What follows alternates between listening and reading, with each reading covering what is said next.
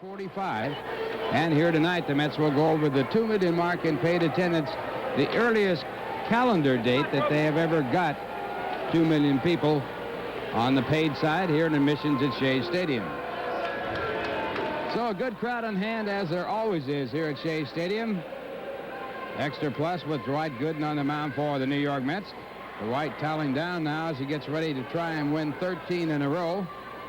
He has a record of 18-3. He leads the major leagues in strikeouts with 192, and the Korner getting ready to set up for action.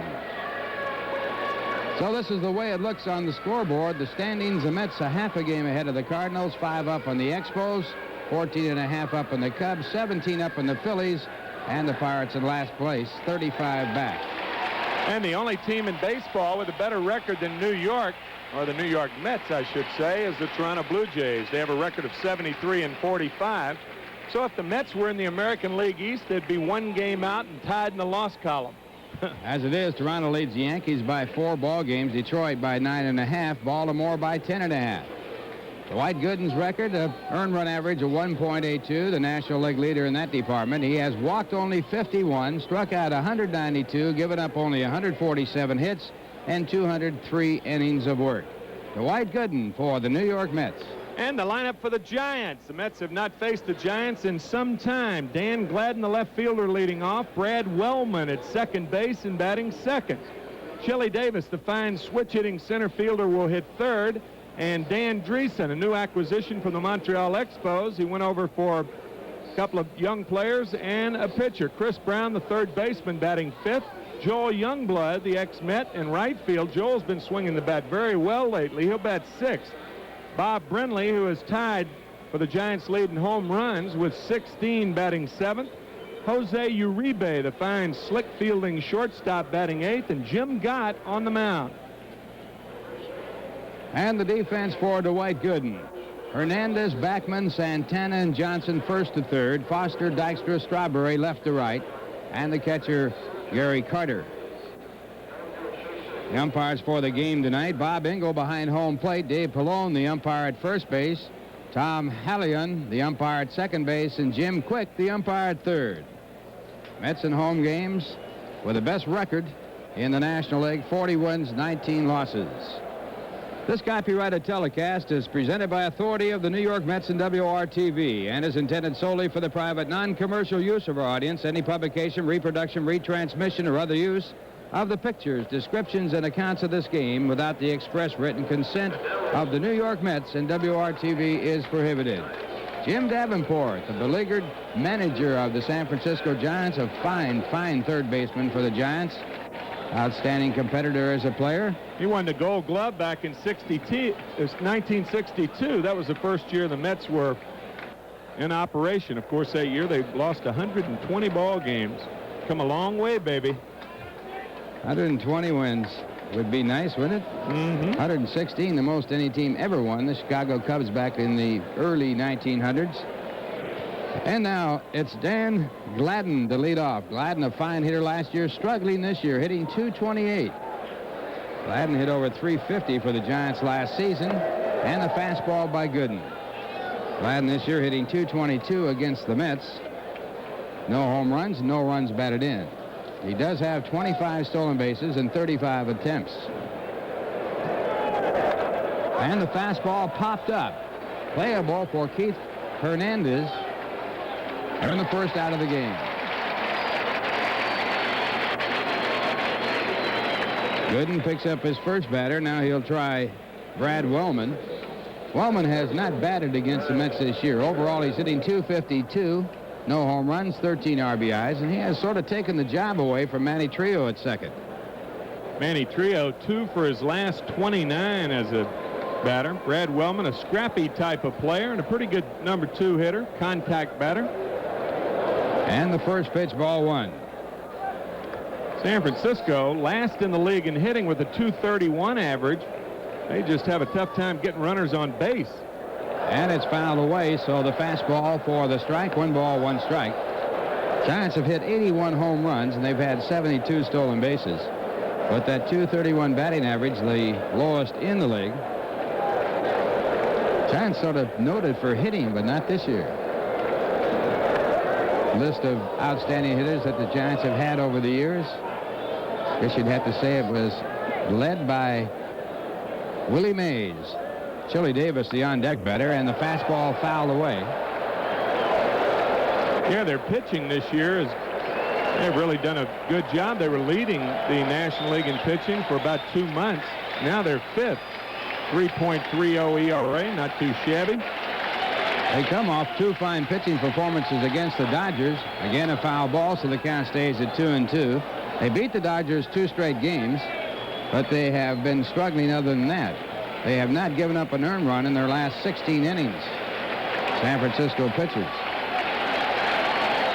And the first curveball by Gooden, ball 3. 3 balls, 2 strikes.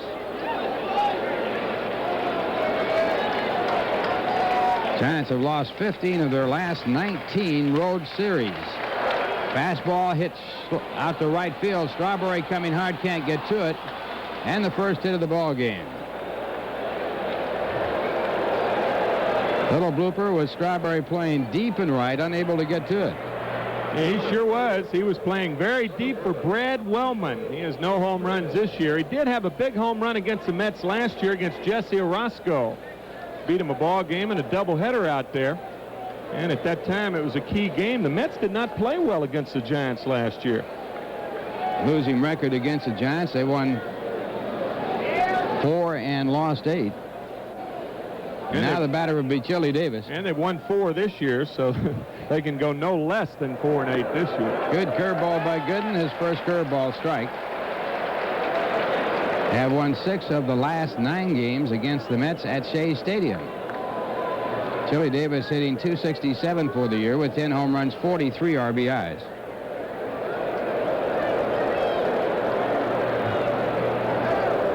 And a line shot to right field.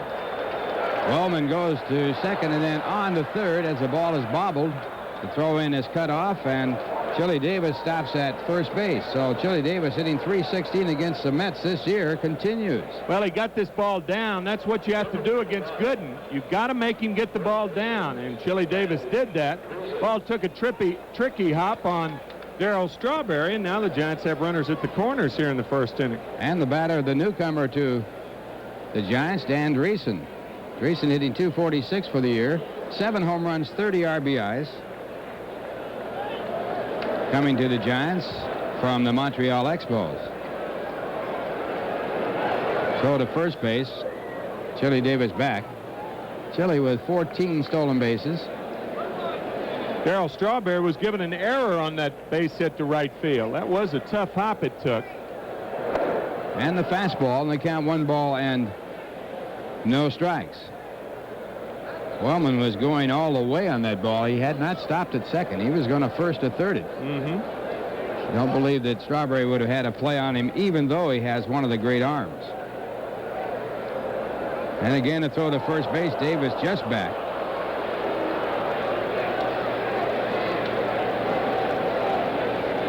Close play. Sure was. The Giants have only faced Gooden 1 time this year, so they are not really looking for that move. Dwight Gooden with a much improved pickoff move to first base. 1 ball and no strikes. And the fastball just low. 2-0. In Dwight's last outing, he got off to a shaky start. Worked 5 innings against the Phillies, Left the ball game leading 6-5. The game later on tied up, so he got a no decision. Runner goes. The pitch is taken. The throw down to second is in time. And Chili Davis out attempting to steal second with a runner at third. I can't believe Chili Davis was thrown out with that jump. What a throw by Carter. You saw him look at third. Chili Davis just stopped when he hit the ground. Watch him hit and stop. That dirt still a little wet from the watering down of the infield about a half hour ago. Certainly looked like he was safe, especially from this angle. There's the hand in and now the tag. He was safe. But not according to second base umpire Tom Hallion. And now a strike call, and it's 3-1. And not a good play either, Ralph. You run in that situation with 1 out. Count of 2-0, too. Yeah. You got to let your cleanup hitter go to hacking and pick up the run. And the curveball, it's ball 4. So Gooden now again with runners at first and third, this time with 1 out, and the batter will be Chris Brown. Number 25, third baseman. Make that 2 men out. Brown hitting at .276 with 12 home runs, 47 runs batted in. He leads all rookie National League third basemen in home runs with 12, and he leads the major leagues in RBIs with 47 for rookies. And that pitch fouled away. Before that caught stealing, by the way, Chili Davis had stolen 8 straight bases. Carter made a great play on that. He looked the runner back, Wellman at third base, and he threw all in the same motion. That was some kind of throw, but still a bad base running play by Chili Davis. And the batter, Chris Brown, batting with a 1-strike count. Brown attended the same high school as Darryl Strawberry. He was a year ahead. They're good friends. Brown, an outstanding baseball player at the high school in Los Angeles, Crenshaw High School.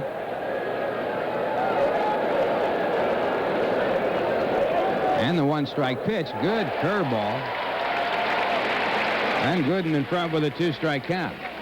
Boy, this is a nasty equalizer right here.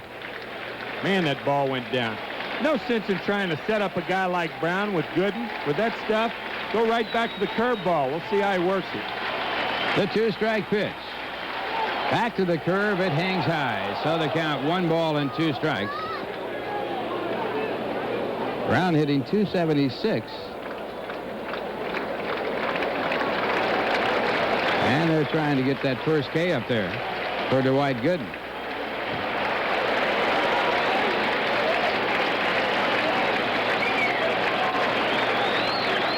One and 2. And again the curveball. Again, curveball hanging high. 2 balls and 2 strikes. And Gooden's last outing, he could not get the curveball over. It was an extremely hot, humid day. The temperature in the 90s, the humidity in the 90s, and he had trouble gripping the ball. But here tonight, it's not that hot, although a lot of humidity. 2-2. Fastball, and the count goes to 3 balls and 2 strikes. They do not appeal the play to first base umpire Dave Pallone. So a full count, that means the runner at first base, Dan Dreesen, will be running with the pitch. Hernandez dropping behind him. And the runner goes, and the ball is fouled back out of play.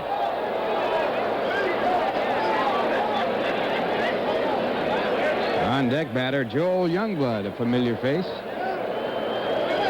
Good fastball hitter, and so is Chris Brown. Brown has 12 home runs. That's more home runs than any other National League rookie, and he leads all Major League rookies with 47 RBIs. He can handle the heat. Good-looking hitter. Good-looking player. Again, the 3-2 pitch. It's ball 4, and the bases are loaded. So in this inning, 2 singles and 2 walks, but the Giants still have not scored. In Dwight Gooden's last 3 ball games, he's had trouble in the first inning. If you remember back on the 10th of August against the Cubs scored twice against Dwight in the first. He ended up winning that game. And then against the Philadelphia Phillies scored twice. Now it's Joel Youngblood at the plate, hitting .273 for the year with 3 home runs and 16 RBIs and 161 official at-bats. Youngblood's hitting 1,000 against the Mets this year. He's 1 for 1. And as Tim pointed out, he's a good fastball hitter. And he gets a fastball.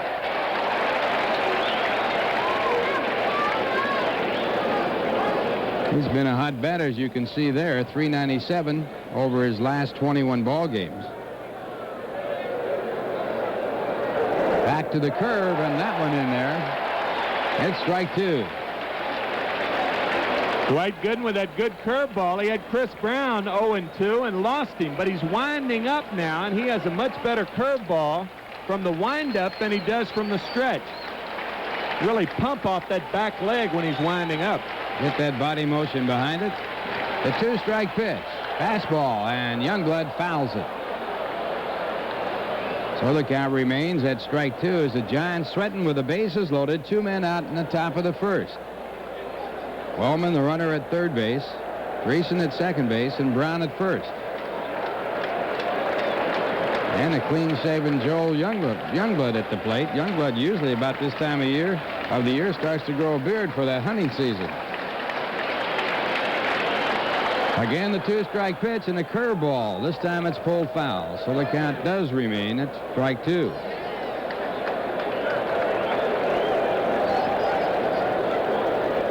Youngblood, the only player to play in 2 different cities for 2 different teams in the same day.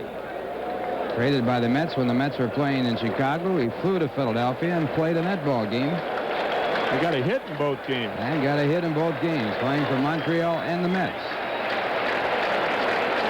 And again, the 2-strike pitch. Curveball, did he swing? And he did. So Youngblood struck out on the half swing on a ball in the dirt. Carter makes a tag to complete the strikeout, and the Giants threaten but do not score.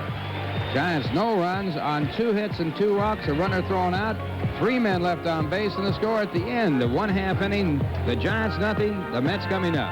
Now here's a word from Budweiser. Jim Gott in the mound for the San Francisco Giants. He has a record of 4-13, an earned run average of 3.57, make that 4-8. He has walked 40, struck out 58, given up 104 hits in 113 innings. And he'll be working against the Mets in this lineup. Well, the Mets dodging bullets in the top of the first. Giants stranding, the bases loaded. On the strikeout by Youngblood, Len Dykstra leading it off, playing center. Wally Backman with game-winning hit last night's ball game will bat second. Heath Hernandez, the first baseman, hitting third. Gary Carter behind the plate batting fourth. Right fielder Darryl Strawberry will hit fifth, and left fielder George Foster batting sixth. Howard Johnson at third, batting seventh. Rafael Santana, the shortstop, hitting eighth. And Dwight Gooden on the mound will bat ninth. And the defense for the Giants: Dreesen, Wellman, Uribe, and Brown first to third. Gladden, Davis, and Youngblood left to right. The catcher is Bob Brenly. Leading off. And we said that Youngblood was tagged for the completion of the strikeout. It wasn't that way. It's really an interesting play. Youngblood went around. Now watch Carter go to tag him. He just steps on home for the first play. Kind of neat, I think. Another good job by Carter. Ball out of the dirt. It really was on that ball. He made 2 super plays last night on balls in the dirt, and a key strikeout of Hubie Brooks with Andre Dawson on third and only 1 out. And now it's Len Dykstra, the leadoff for the Mets, hitting .261. 1 home run, 17 RBIs. Dykstra in his last 11 games has had 11 hits and 8 walks. He is an on-base type hitter. He tries to work his way on there any way he can. And Jim Gott with a lifetime record against the Mets of 0-1. Last year at Toronto, he won 7 and lost 6. His overall major league record, 25 wins, 38 losses. And he throws a fastball. Strike 1. Dykstra has not batted against the San Francisco Giants this year.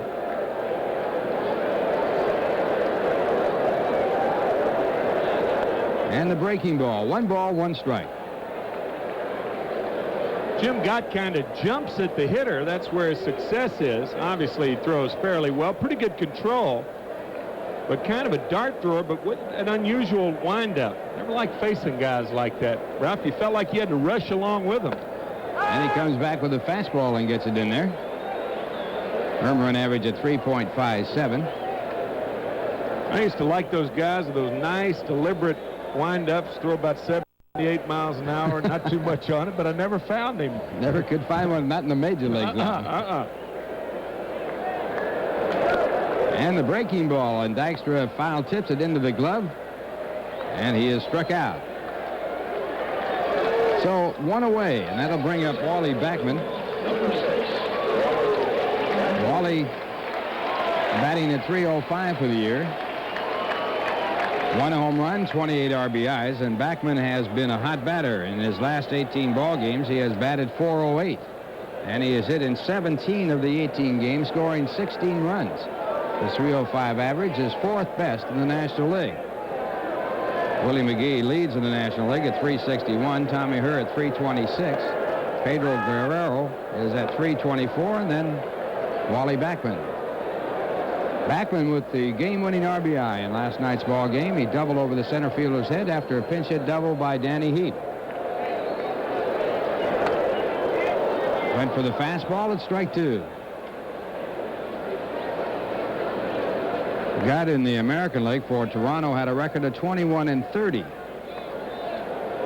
He has missed some action. Hit by a line drive off the bat of Ivan De Jesus, and he missed 2 starts that way. And he also had to leave a ball game because of a split fingernail. Jim Gott came to the Giants. As you look at Keith Hernandez on deck, he came over in the Gary Lavelle trade. Gary Lavelle and Bill Cottle doing a fine job for the Blue Jays. And it's grounded to the second baseman, Wellman. 2 men away. So 2 men away, no score in the ball game. And the batter will be Keith Hernandez. Keith hitting at .294 for the year. 8 home runs, 69 RBIs. Club leader in runs batted in with his 69. He also leads the National League in game-winning base hits. Keith with 19. Closest to him, Willie McGee with 13, Dave Parker with 13, and Pedro Guerrero with 13.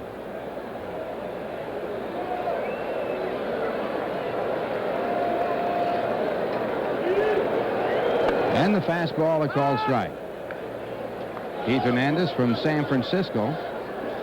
And his dad is watching this ball game, I'm sure. Dad John, who we are told was some kind of slick fielding first baseman. He sired somebody who was a pretty good first baseman, too. I'll tell you that. 1-1 the count to Keith Hernandez. Keith is hitting only .118 against the Giants this year, 2 for 17. And the count goes 2 balls and 1 strike. Keith's father watches him on a dish in San Francisco, and he checks out to see whether or not he can see the number 1 of his number 17. He saw it that time. That means that Keith is doing a little recoil action before he goes into his swing, which is what all hitters should do, if they can do it. And when you trigger back like that, that front shoulder stays in there, and that is one of the big keys in hitting. Front shoulder. Just take a look at it.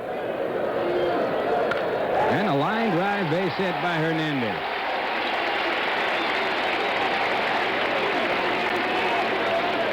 Patented Keith Hernandez hit to the opposite field. Liner to left. Now look at that front shoulder. The hands bring the shoulder through. Liner to left. You hit the outside pitch the same way you do the inside pitch. The difference is position of the bat. See where he hits that? Right over the plate. If that ball were inside, in order to hit it well, you have to have more bat extension. Have to meet the ball out farther in front of home plate to pull the ball. And now the batter will be Gary Carter. Carter hitting .264, and he pops it up. Right fielder Joel Youngblood making the call, and that retires the side. 1 hit, 1 man left on, and the score at the end of 1. The Giants nothing, the Mets nothing. Now here's a word from Burger King.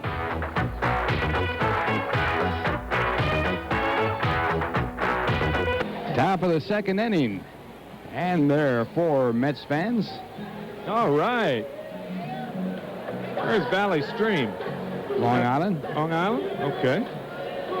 And Bob Brenly will be the leadoff batter for the Giants. No score here in the top of the 2nd. Brenly hitting .217, but he has 16 home runs and 39 RBIs. Brenly has a chance to lead the club in home runs, and he would be the first catcher to lead the Giant club in home runs dating back to the 1800s, when a catcher named Buck Ewing led the club in home runs. Oh, Buck.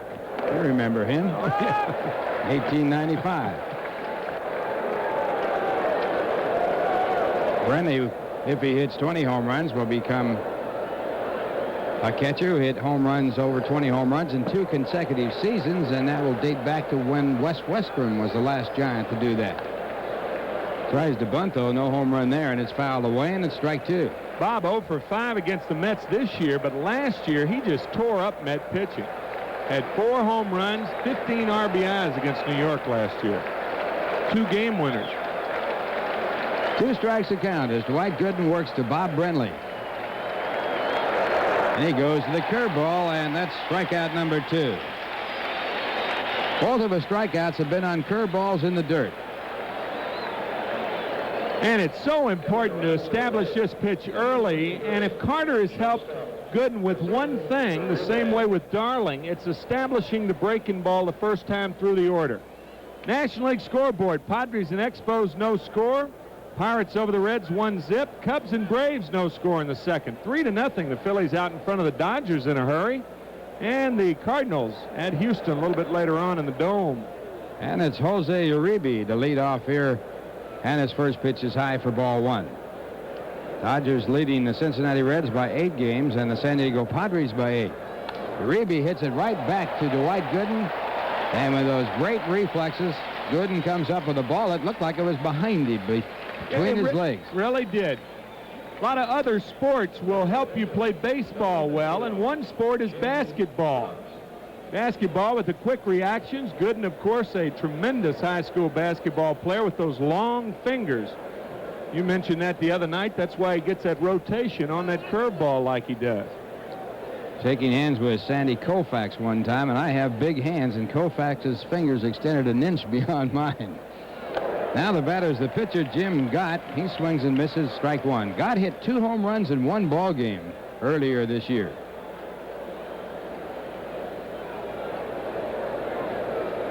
Did it against the Dodgers. And he goes after the curveball.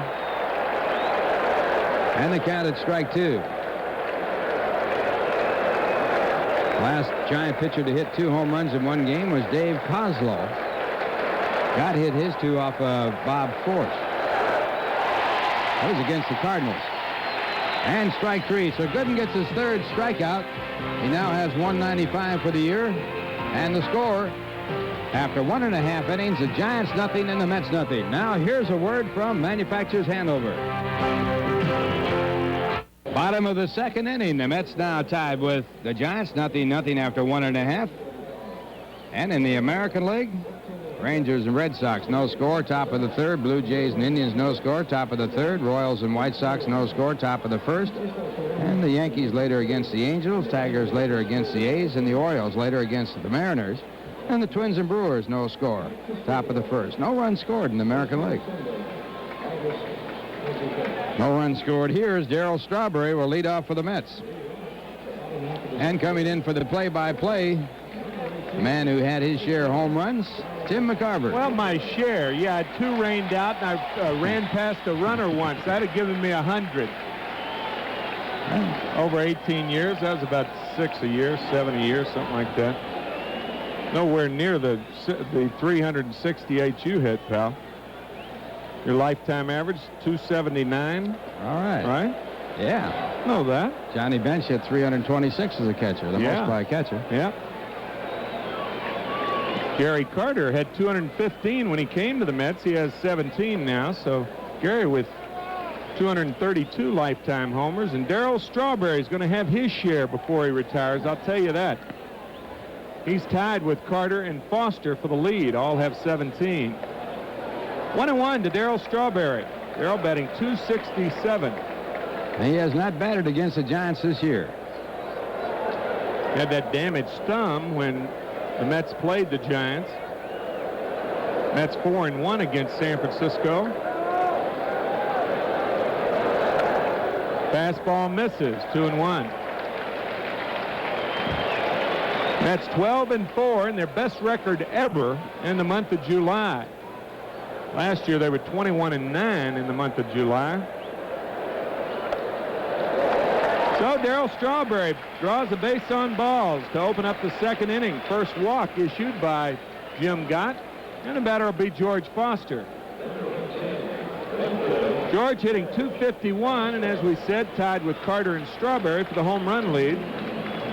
Now with 46 walks. And he has been up Officially just 247 times. You know, Ralph, I think he's improved in that category. I think he's a little bit more selective this year. He's got a ways to go, but that will come with age, right? And confidence. He is better.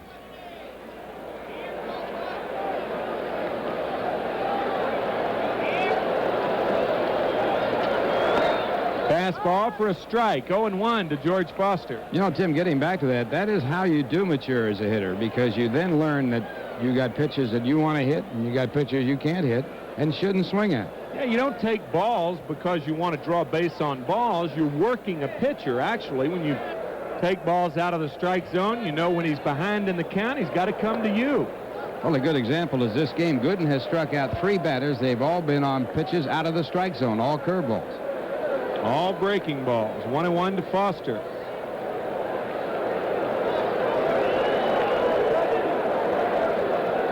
Outfield deep and straight away.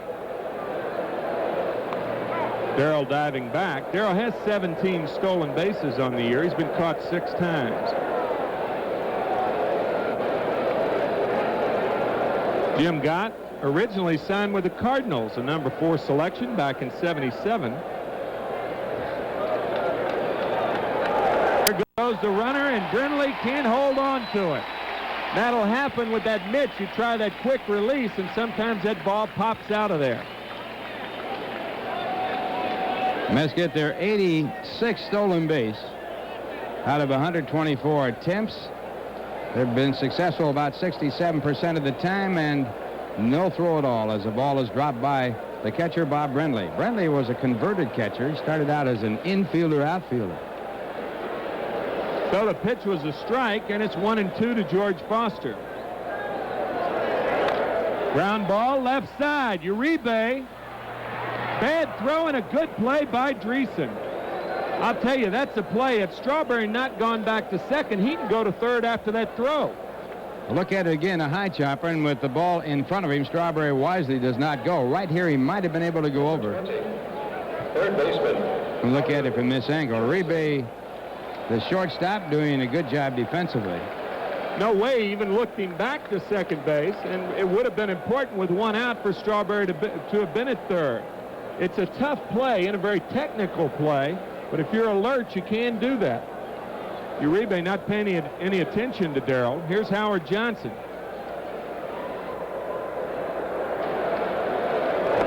Fastball is low. No score, just getting underway. Dwight Gooden on the mound for the Mets. Jim Gott has pitched well against the Mets this year, even though he's 0-1. He has started twice, and Mets have scored 2 earned runs in 12 innings against Jim. 2-0.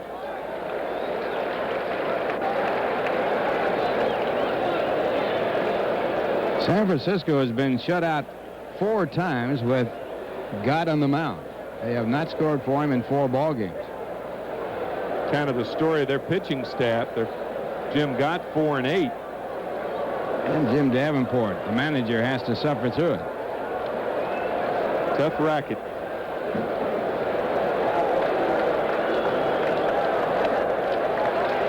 (3-0) to Howard Johnson. We'll see if he gets a hit sign here.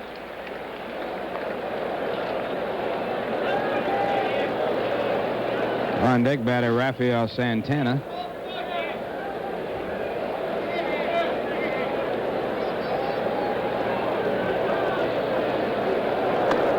He is not hitting, and the ball a little bit high.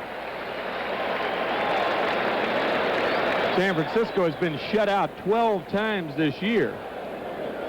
Pittsburgh leading the National League. They've been shut out 14 times. There's Jimmy. Jimmy played in the 1953 and 54 Sun Bowl as a running back for the University of Southern Mississippi down in Hattiesburg. He can handle that golf club, too. Ooh, can he hit a golf ball? Great deer hunting down near Hattiesburg, Mississippi, Ralph. Really? Yes, sir. Well, the newest acquisition of the Mets, Larry Boa, 16-year shortstop in the major leagues. All-time best fielding percentage by a shortstop, .980. And the regular shortstop, Rafael Santana, takes a fastball inside. Second walk issued by Gott. Mets have runners at first and second and one out. No score in the second.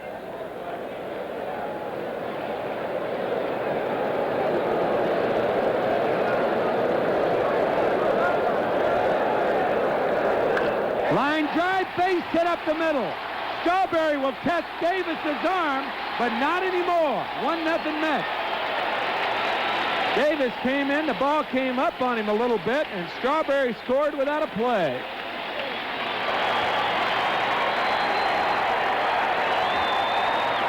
Well, Rafael Santana getting his 23rd run batted in and putting the Mets on top 1-0. And here it is on the replay. Fastball hit right back through the middle. Davis has a play at the plate here if he fields the ball cleanly, but he bobbles the ball and he loses a chance to throw Strawberry out. And once again, Santana coming through in that 8th batting position with a big base hit to center field. Davis charging the ball very well, but that's probably why he fumbled the ball. He was in too much of a hurry. So Strawberry scores. The Mets lead 1-0. Gooden bunting and Bob Brenly. If he had dropped that ball, it'd been interesting. Well, Gooden wasn't running. Drop that ball and throw it to first. That's why you run everything out in fair territory. But if he drops that ball before it hits his mitt, you probably have a double play on that ball. Here's the bunt. It's popped up. See, Dwight doesn't leave the batter's box. And the runner at second base holding there. If he drops the ball, he could go third to first for the double play. You could almost go third to second because both runners said you could do anything you wanted to do on that play. But it's first and second, 2 out now. Lenny Dykstra, the batter. Who was good at that play was Tom Seaver. Yeah, he and Tug McGraw used to work that. Tug worked it very well. As a matter of fact, Tug told me that he and Tom used to work on that play in spring training. Said that Casey Stengel. Mets have a 51-11 record in games which they have scored first, and they have scored first in this game. 1-0 to Dykstra. 2-0. That stat looks very impressive, but it isn't that impressive because the team that scores first in the ball game wins 70% of the time. Johnson at second, Santana at first. 2 out. Mets up 1-0. Ground ball, base hit right field. Johnson's going to score. Santana to third. 2-0 New York.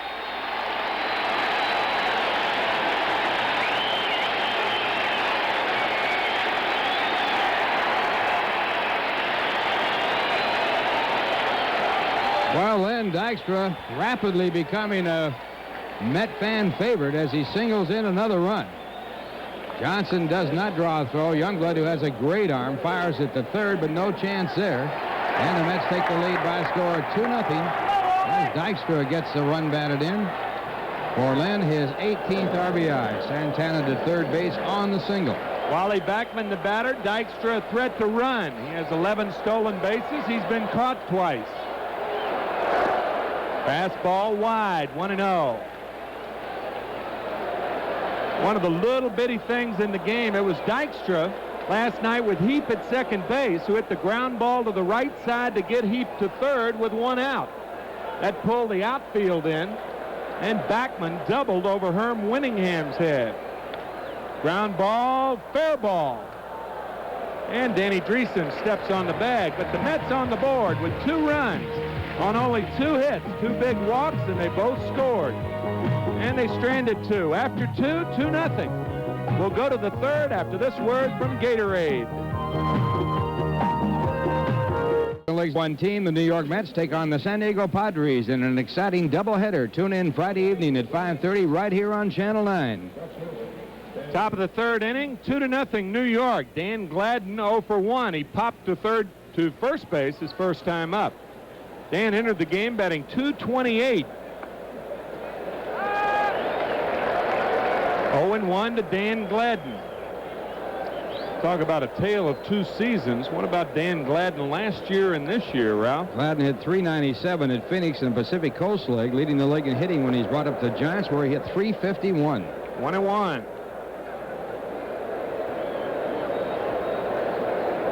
Gladden, 27 years old, from San Jose, California. An interesting story about San Jose, huh? The Giants may know the way to San Jose before next year's through. Well, the rumors are many about the Giants moving to San Jose if they don't get a new ballpark in San Francisco. And it was on the ballot at one time, but the mayor of San Francisco taking it off the ballot the last time they voted. And it's rumored that it might go back on. 1-2 to Dan Gladden. Got him with the fastball. For the first time tonight, Gooden uses his fastball as his terminating pitch. 4 strikeouts and 1 out here in the third. And all 4 strikeouts have been on pitches out of the strike zone. This one down below the knees. That again is unusual for Gooden. Usually if hitters swing at balls out of the strike zone, more often than not, they're fastballs up around the letters. Brad Wellman, 1 for 1.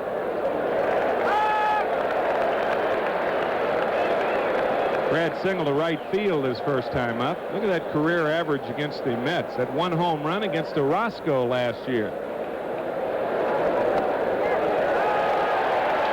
Well, Dwight Gooden is showing that it doesn't take long to warm up a Rolls Royce, does it, Mookie?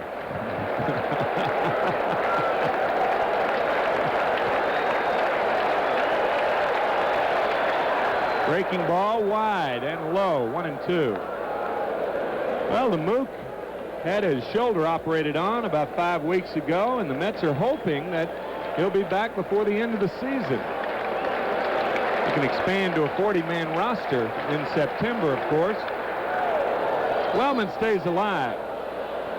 Right now it's a 25-man roster, and the Mets got an open position on that roster for Larry Boa by putting Ron Gardenhire back on the disabled list. Even if Mookie can't swing the bat or play center field in September, he can certainly run, can he? One of the best base runners around. Good breaking ball, tapped toward third, and it's foul. The Giants have changed their coaches for tonight's game. Rocky Bridges at third base. The great Rock, he is a piece of work. Tom McCraw, the hitting instructor, is the first base coach. There's Rocky. An old teammate of mine. Mine too. Maybe a lot of Two other generations teammates. Wellman did not go far enough, 2-2.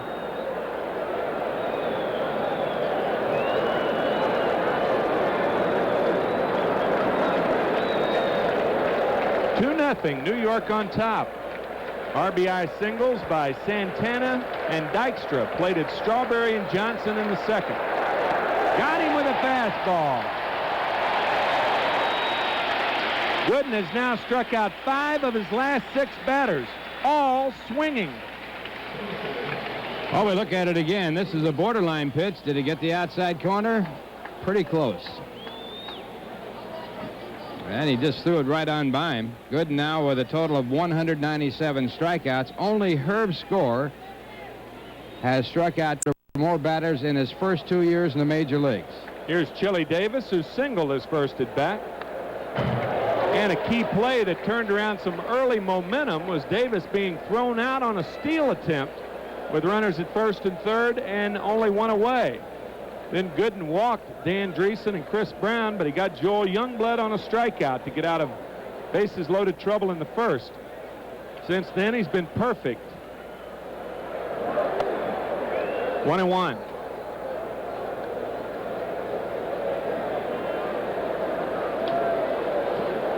Herb Score and Dwight Gooden have more than that in common. Before last year, Herb Score with 245 strikeouts, the most ever by a major league rookie.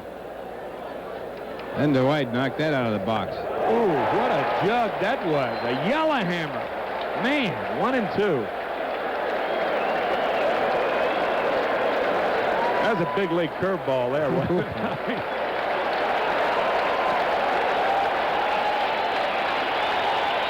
Another curveball, a little low. 2-2 to Davis.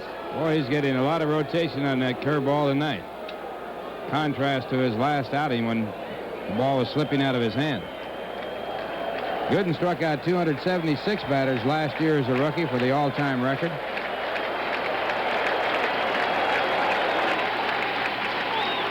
Breaking ball is high. 3-2 to Davis. Charles Chili Davis.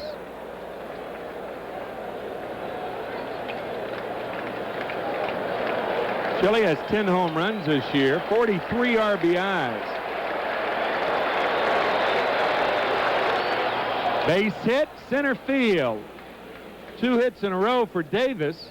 He's the runner at first with 2 out, and the batter's going to be Dan Dreesen. 3rd hit for the Giants on the night. Well, after just missing with the curveballs, he comes back with a fastball on a 3-2 count, and Davis gets it. First baseman. And that base hit coming with 2 men out. So Chili Davis is on. Dan Dreesen walked his first time up.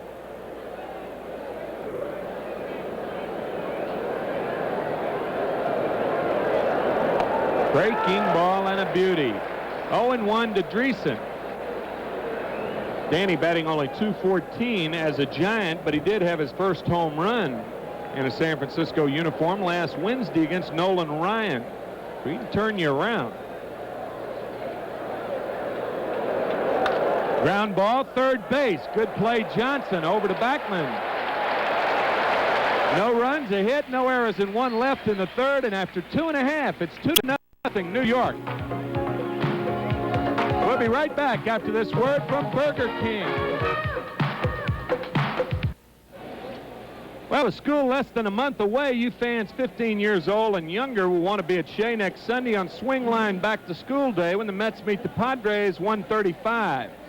That's because all fans 15 years old and under will receive a free flexible 3-ring binder courtesy of Swing Line, the world's #1 stapling company. As an added bonus, each binder will contain a 1985 Mets team picture, thanks to our friends at All Channel Satellite of Queens, and of course All Channel sell and install satellite receivers. That's Back to School Day, free binders for fans 15 and under from Swing Line. Sunday, the Mets and the Padres 1:35. And starting with tonight, the Mets are in town through next Tuesday with 8 games remaining on the homestand. The Giants and Mets play night games tomorrow and Thursday, both games beginning at 7:35. Then Steve Garvey and the San Diego Padres come to Shea for 4 games this weekend, beginning with a twilight doubleheader on Friday at 5:35. Following a night game on Saturday, it's Swing Line Back to School Day on Sunday afternoon. The 9-game homestand ends with a pair of night games next Monday and Tuesday against the Western Division leaders, the Los Angeles Dodgers. Tickets are available for all games and can be purchased at Shea's advanced ticket window or through Ticketron or Teletron. So come on out to Shea and catch the Mets as they battle for the lead in the Eastern Division of the National League. Never really thought about it, but you and Steve Zabriski and I have children in different stages of their lives. Yours, of course, are finished with the college. Mine are right in college and high school, and Steve's are yet to go to college or grade school. I feel sorry for Steve. You're telling me that the costs are going to be a little higher in a few years. It might be just a shade higher. Man, 1-0 to Keith Hernandez.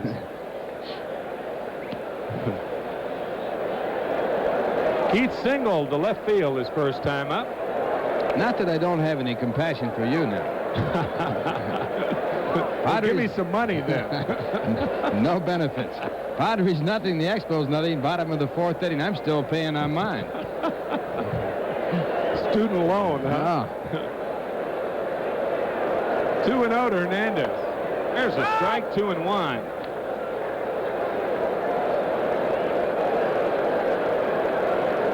Keith entered the game batting .294.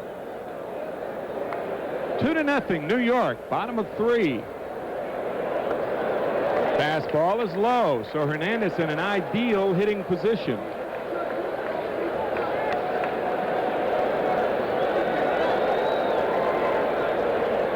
That's what their runs in the 2nd inning, breaking that string of no earned runs given up by Giant pitchers through 17 innings. Keith tried to go to left again, and he fouls it off. So 3-2 to Keith Hernandez. He just asked home plate umpire Bob Engel, that ball up, Bob? A lot of hitters will do that. They want to make sure of their eye in the strike zone. Another 2-0 and fouled away. You rarely get Hernandez out with hard stuff away anywhere near the strike zone with 2 strikes. You may get him out after he makes contact, but you won't strike him out. He really protects away with 2 strikes.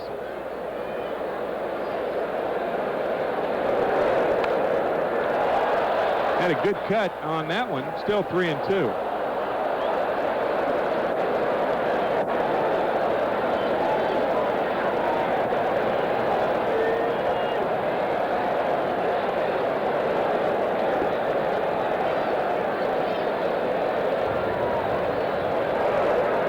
The breaking ball is a little high. Brenly wanted that pitch, but a little bit high. So Hernandez draws the 3rd walk of the game for the Mets.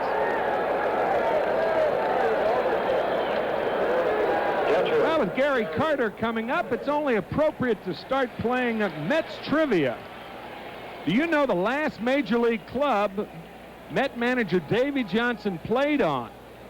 The last Major League club that Davey Johnson, manager of the Mets. Of course, he started out with Baltimore. You mull that one over, and we'll watch Gary Carter take some hacks. Gary flied to right his first time up. Played with Atlanta. Hit 43 home runs as a second baseman for the Atlanta Braves. Breaking ball high. That's the last American club, of course. Before he went to Japan, right. He played with the Tokyo Giants? Yes. Yes, he did. And he has the distinction of batting behind the 2 greatest home run hitters per number. Gary fouls it back, 1-1. Hit behind Hank Aaron. And also behind the great Japanese home run hitter, O.H. Oh? Oh? Sadahiro O. Sadahiro had about 855 home runs, or 860, something like that. I'm going to reveal that to you in just a moment. All right. 2-1 to Carter. He could hit the fastball now, I guarantee you that. He had 2 home runs off Bob Gibson in 2 consecutive games against Gibson over in Japan. That third ball game, however, Bob was for real. Did he go down? Little chin music, first time up. Ground ball foul, too. And O had 868 home runs in his Major League career. Hank Aaron had 755. Here's that last pitch, a breaking ball. And Carter with that knee going again. That hurts. Oh, it's tough to hit when you're hurt. You're almost afraid to swing. Yeah, you really are, because you know something might come loose. 2-2 to Gary. Nobody out. Hernandez at first. Breaking ball. That knee buckled again.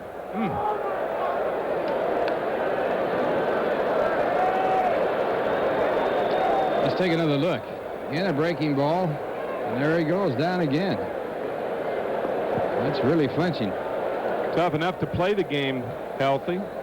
And it's doubly tough to play his position with that particular problem. Or any problem for that matter, but you're going to have a lot of problems if you play that position. That's the catch-22 of that theory. So you want to be a catcher, huh? Yeah. Gary's not having any leverage on those swings, is he? No, he isn't. It's like Johnny Bench said about catching. He says it's like a bandit riding a horse. You got to keep beating it till it goes. Can't stop.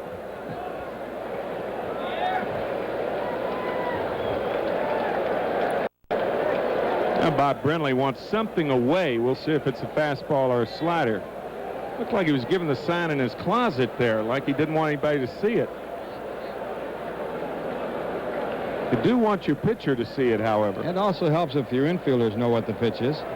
And the outfielders, too. Look at that. That's the quickest sign I've ever seen. Ball hit well to left, way back. But it's going to stay in the ballpark. That ball got up in a hurry. Looked like it was out of here, and it just died. And that might be because of that back leg. I think you'd have to say it was, because you really drive with your legs when you hit. You have to use your legs to push off and get your weight shifted up.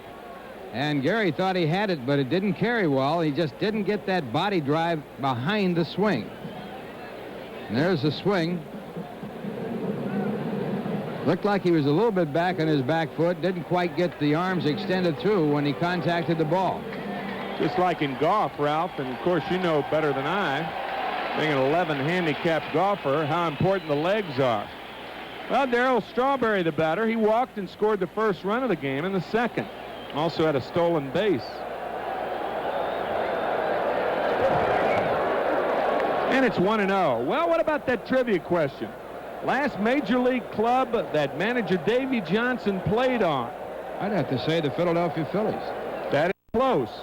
But in 1978, he was traded to the Chicago Cubs for a player to be named later.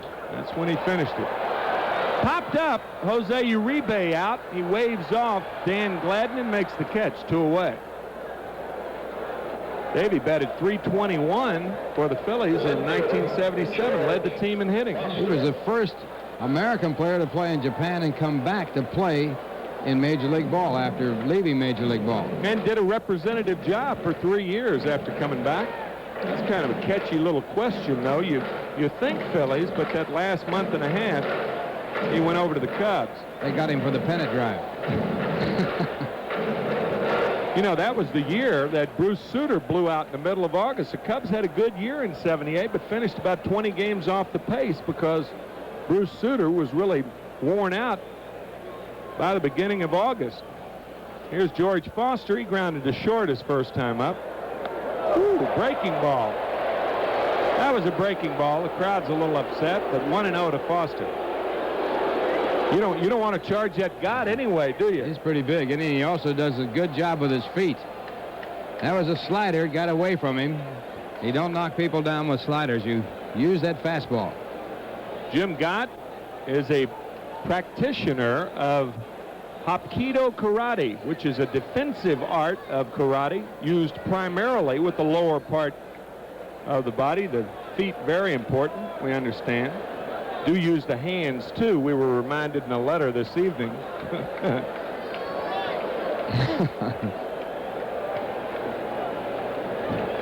Hapkido. Hapkido karate. 2-0. Mets lead it, both sides with 3 hits. Mets have committed 1 error. Foster fights off a fastball, 1-1. Tim McCarver along with Ralph Kiner and Steve Zabriski, who will join Ralph after this half inning.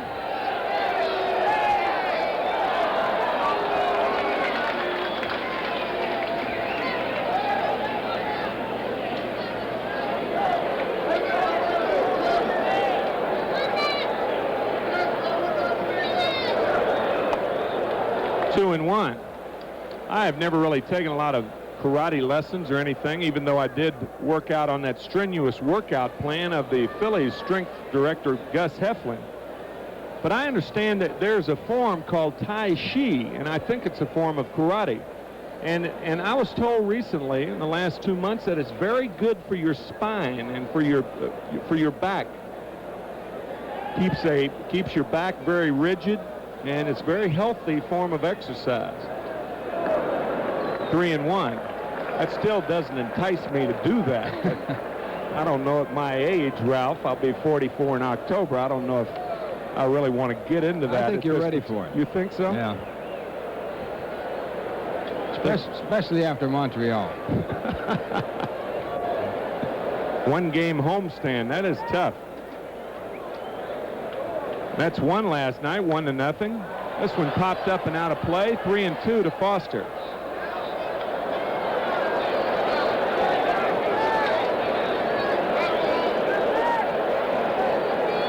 So with 2 out and 3-2, Hernandez will be running. Hernandez just telling Foster an interesting thing, pointing to his right shoulder, meaning George's left shoulder. Keep your shoulder in. That's what that means. I think of all the keys given during a game, that's the most prevalent key given. He kept his shoulder in, but the heater was fouled away, so it's still 3-2. George has a tendency to open up too soon. And that happens to you when you get older, because you think you are behind the fastball. You start to open too soon, then you're vulnerable to the curveball. A lot of young hitters think that that's the way to hit the inside pitch to open up. Wrong. He hits this inside pitch well to left, but it's playable. Dan Gladden makes his third put out of the inning. So a leadoff walk to Hernandez is squandered, but the Mets lead 2-0 after 3. We'll go to the fourth as Steve joins Ralph after this word from Nissan. 2-3 innings. It's Dwight Gooden's total of 55 pitches, 36 strikes, 19 balls, and 5 strikeouts. 55 pitches to a third of a ball game. That adds up to a lot of pitches. And here to call the balls and strikes for you, the Big Z. Thanks a lot, Ralph. It'll be Chris Brown, Joel Youngblood, and Bob Brenly for the Giants here in the fourth inning. 2-0. The Doctor and the Mets lead it. And strike one to Brown, who walked his first time up.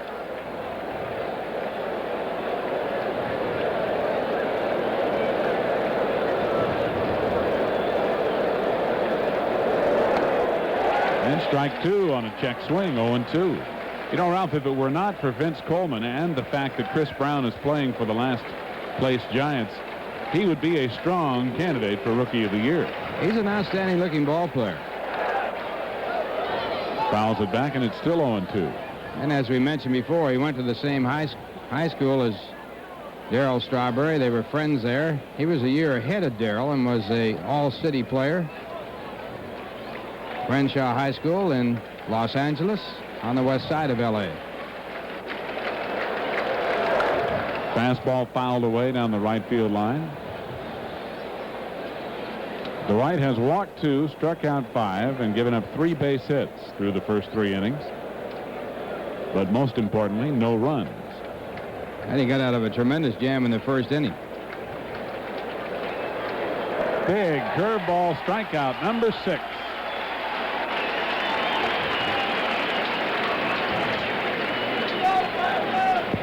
So Dwight comes up with the curveball. This one looks in the strike zone. Might have been just a little low. And he gets his 4th strikeout on a curveball. He has struck out 2 others on fastball. Joel Youngblood, one of those 6 strikeouts, ending the first inning with the bases loaded.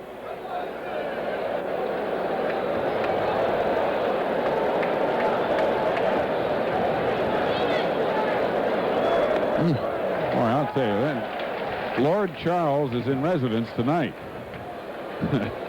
Joel having a little discussion with some of the people in the Mets dugout about that one. 0-1. 0-2 on the fastball.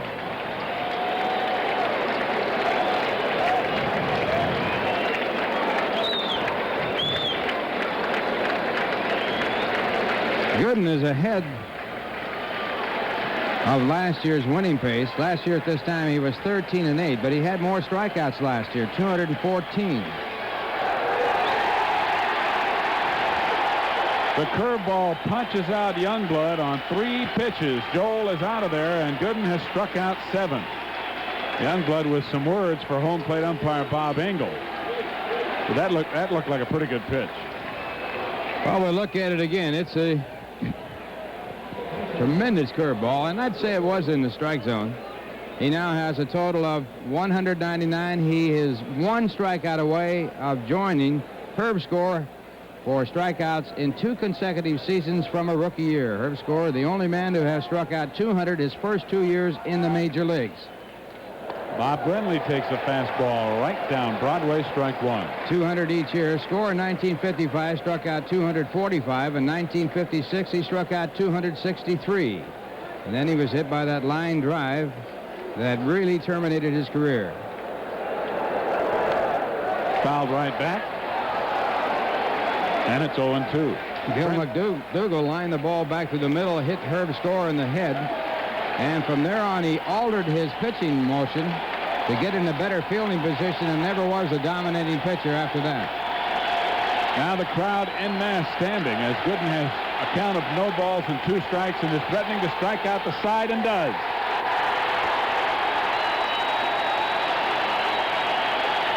200 strikeouts for Dwight Gooden. And the 27th time in his young career that he has struck out the side in a ball game. He now has 8 tonight. And as you said, Ralph, 200 even on the season. 2-0 New York in the middle of the 4th. And now here's a word from the good old Skies. Howard Johnson leads it off for the Mets. Bottom of the 4th. New York leading San Francisco 2-0.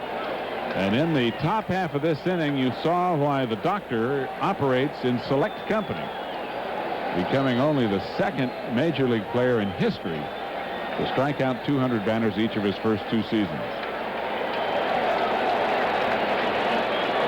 What's he going to do for an encore, Ralph? He's going to go to a higher league. Johnson walked and scored his first time up, and he takes strike 1 from Jim Gott.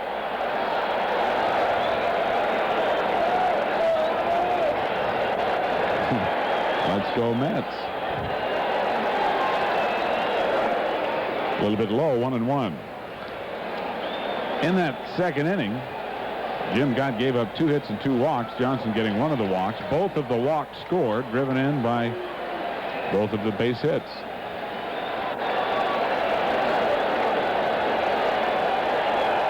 Two and one now.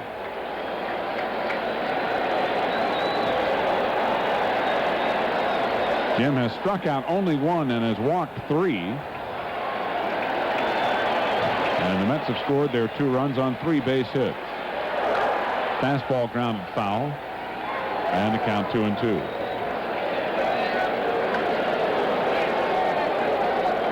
Johnson was in that 2-run rally in the second inning when he walked on 4 pitches and later on scored. Mets getting 2 hits in the inning.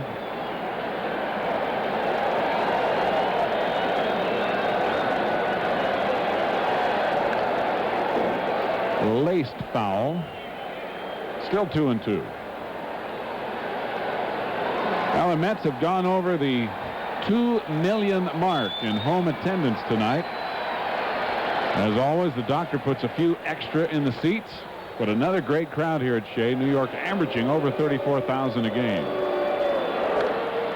Popped up out of play, and the count remains 2-2. Only the Dodgers in baseball have averaged more per game and have drawn more people. And the Dodgers went in with a tremendous season sale, much, much higher than the Mets.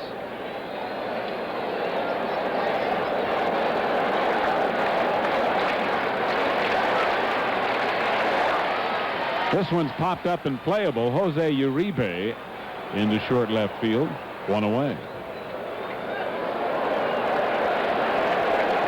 It's possible, Ralph, for the 2 New York clubs to combine draw the most of any city that has 2 teams, Chicago or Los Angeles. Perennially, the California Angels and the Dodgers have been champions in that department. Their combined attendance usually around 6 million.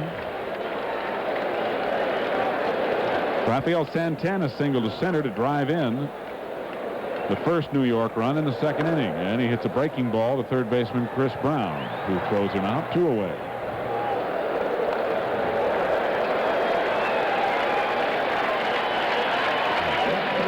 And Dwight Gooden gets a nice hand as he steps up with 2 out and nobody on.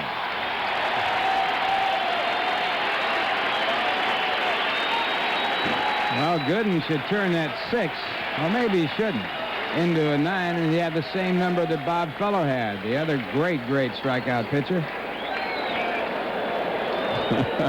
All right, all the way from Anchorage, Alaska. And Gooden hits the first pitch, skying it to short center field. Chili Davis is there, and a very quick and easy inning for Jim Gott here in the 4th as the Mets go in order. But Doctor and New York still lead San Francisco 2-0 after 4. And we'll return to Shea after this word from Budweiser. Top of the 5th, 2-0 New York, and the Mets. And Dwight Gooden in control at this point. And on behalf of the entire New York Mets organization, we want to send get well wishes to Frank Serrano Sr., father of Frank Serrano, who up until recently worked in the Mets ticket office. Frank Sr. in the South Nassau Hospital in Oceanside, Long Island, and we wish him the best. Jose Uribe leads it off for the Giants here in the top of the fifth inning. Uribe tapped back to Gooden his first time up.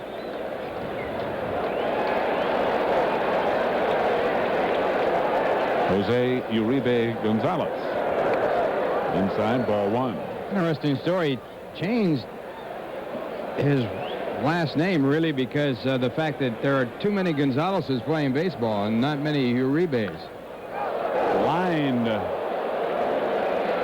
off the front of the dugout, 1-1. Said when they talked about Gonzalez in his native land, they didn't know which one it was. So by going to Uribe, they knew that he was doing the job.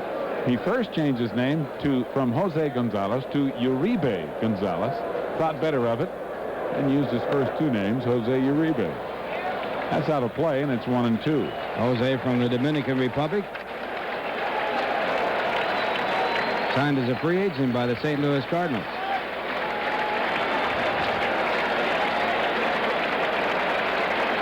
Well, and now with 2 strikes on Uribe, the crowd getting excited again as Dwight Gooden struck out the side in the fourth. Just missed inside, 2-2. 27th time that Gooden has struck out the side, and the 10th time he's done it this year.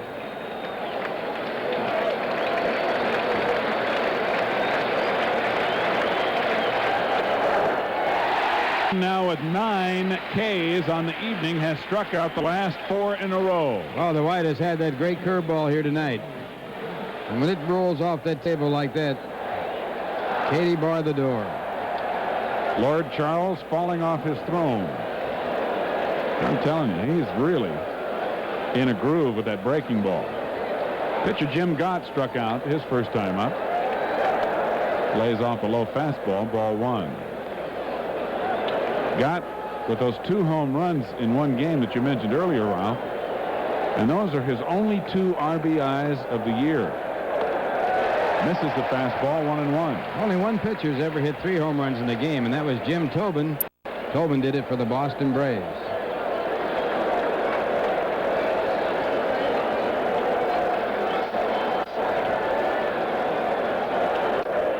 Right down Broadway, 1-2.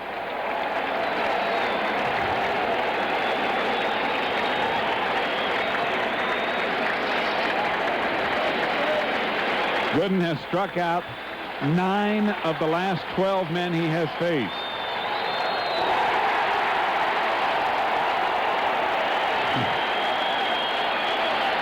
Ten Ks for the doctor. The 23rd time he has struck out 10 or more in a game, and he has struck out those 10 batters among the last 13 he has faced. And again, he goes to that curveball. It's out of the strike zone, but the batter doesn't know it when it starts. That is the 8th time he has struck out 10 in the ball game this year. Dan Gladden, a strikeout victim, his second time up after popping out. And he had that great year for the Giants last year and had a great spring, and then started the season in low gear and never got out of it. The curveball is high, 1-1.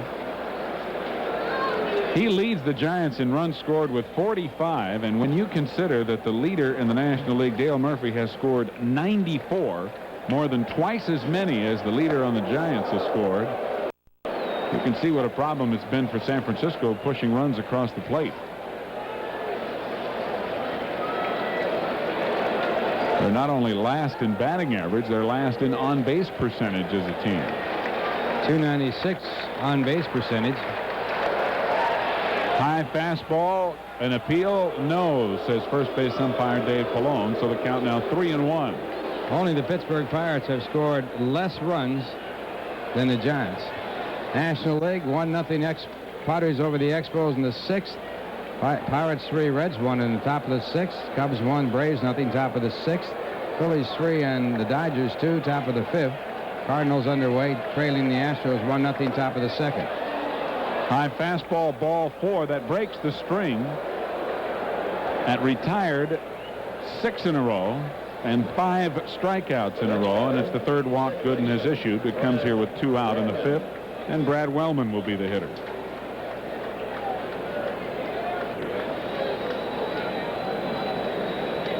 Wellman had a base hit in the first and struck out in the third. Only 2 Giants have not struck out so far. Chili Davis, who's 2 for 2, and Dan Dreesen, who's walked and grounded into an inning-ending force play.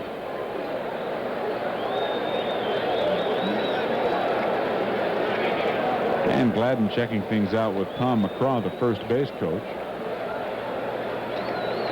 2-0. New York leading. 2 out, top of the 5th inning. And Gladden, who walked at first base.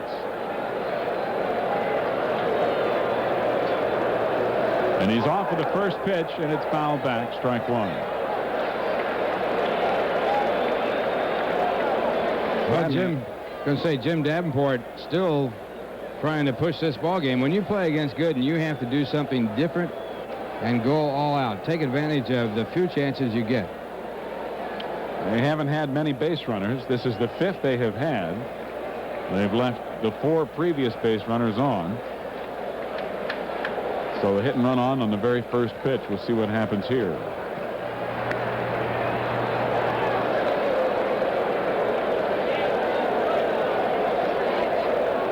Gladden with 25 stolen bases leads the Giants in that department.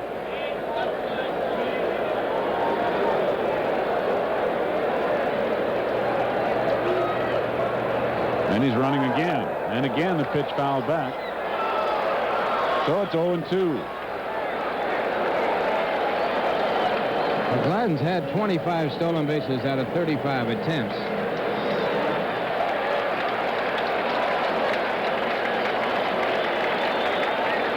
Keith having anything to say to Gooden. With a 2-strike count. Not too likely he'll be running. And Keith might be reinforcing that by saying, just go ahead and concentrate on the hitter. Get the hitter. 0-2, 2 out.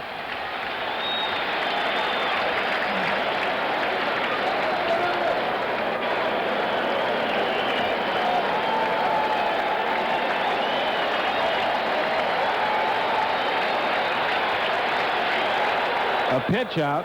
Gladden was not running. And it's 1-2. There are many power pitchers that you will pitch out because they usually don't have that good control. But Gooden is a man who has outstanding control for a hard thrower. Now he went to his mouth evidently, and it's going to be a ball call. Well, if Dwight went to his mouth, it was to remove some perspiration.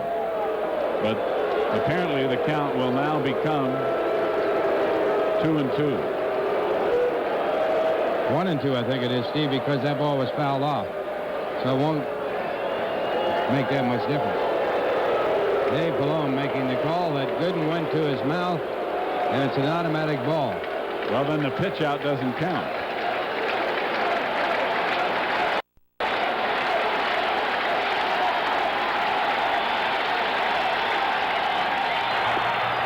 And he chases Gladden back again. Can't put that down the book as a pitch out, huh? That's right. I guess not. That negates the pitch out if they're going to make it an automatic ball. If he went to his mouth after the fact, the count would have to be 2-2. Yeah.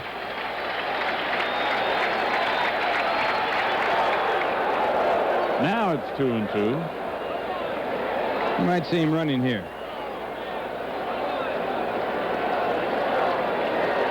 But if he throws it in the strike zone, it's academic.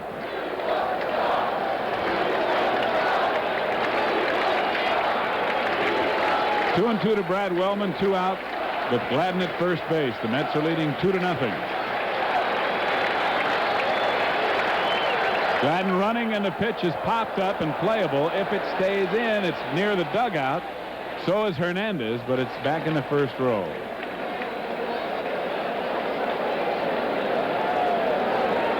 So once again, we'll do it again.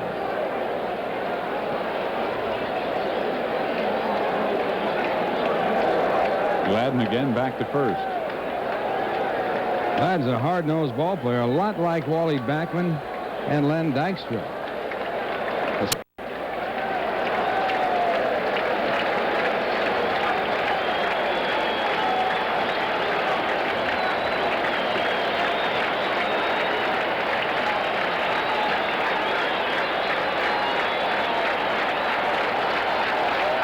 Gladden running again, and it's strike 3. Dwight Gooden strikes out the side for the second consecutive inning. He has struck out 11 through the first 5 innings of play. New York 2, San Francisco nothing. Here's a word from the good old Skies.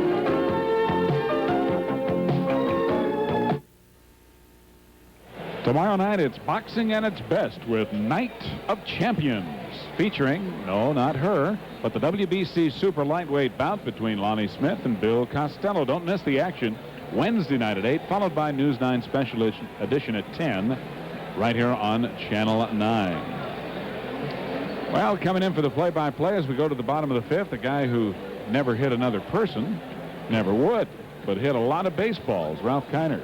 Okay, Steve Zabriski, and it'll be Len Dykstra, the leadoff for the Mets. Mets leading 2-0, both sides with only 3 hits. Dykstra contributing to one of the runs for the New York Mets when he singled to right field to drive in Howard Johnson back in the 2nd. Mets got their first run when Santana singled to center to score Darryl Strawberry, who had walked and stolen 2nd. So Dykstra batting for the 3rd time. 1 for 2 in the game against Jim Gott. Gott with a record of 4-8. And in 4 of his losses, the Giants were shut out. And the fastball, strike 1.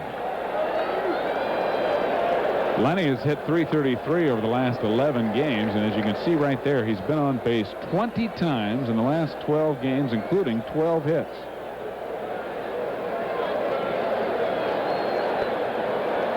One ball, 1 strike. I think he's got somebody else's hat on. Mets starting their action a half game up on the St. Louis Cardinals. Good strike call. Cardinals trailing Houston 1-0 after 1.5 innings in the Astrodome.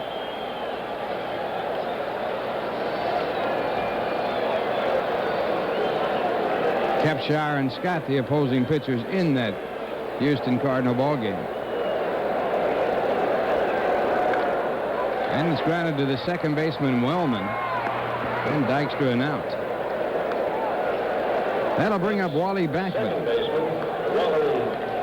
Here's the American League scoreboard. No score. Texas, Boston, Mets in the 6th inning. In the 5th, Toronto and Cleveland tied 2-2. In the 2nd, no score. Kansas City, Chicago. In the 3rd, no score. Minnesota, Milwaukee. And later, the Yankees are in California, Detroit at Oakland, and Baltimore at Seattle. Backman in this game is 0 for 2. Has grounded out twice.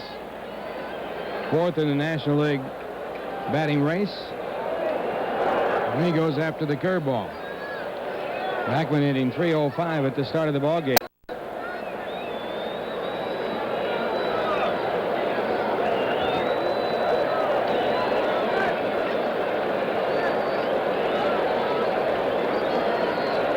Backman hitting .372 in his last 39 ball games, and he has scored 38 runs. Batting .245 back on July 1st. 1-1 the count. Curveball, 2 balls, 1 strike.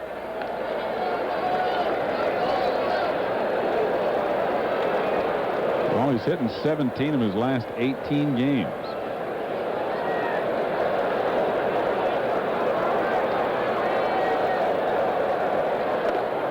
And the fastball, 3 balls, 1 strike.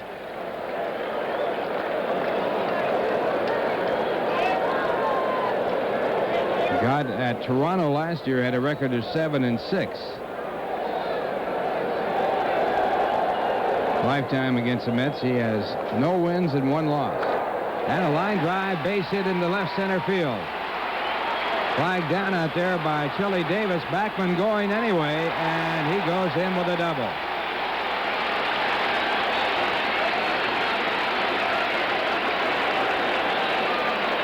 Well, where you get an extra base hit quite often is the first 20 or 30 feet out of the box. And Wally Backman running hard all the way makes it in easily because Chili Davis slipped down. And Davis, in fact, made a very good play just to get to that ball and cut it off. Had he not, Wally would have been to third easily and had an outside shot. Of course, if the ball rolls around funny out there, it's going all the way. So a runner at second with one out, and Keith Hernandez the batter. Keith has singled and walked.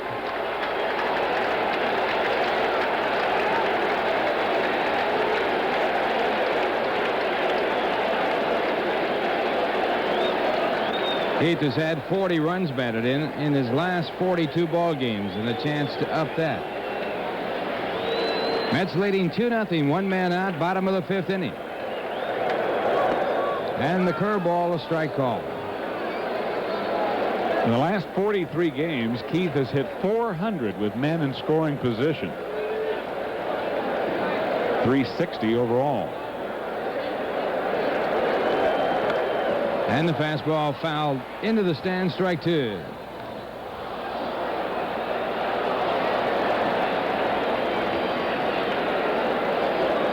Gott in 4 1/3 innings, charged with 2 runs, both earned, allowed 4 hits, struck out 1, walked 3. And the walks hurt him. They came in the second inning. 2 of the walks. Now the count, 1 ball and 2 strikes.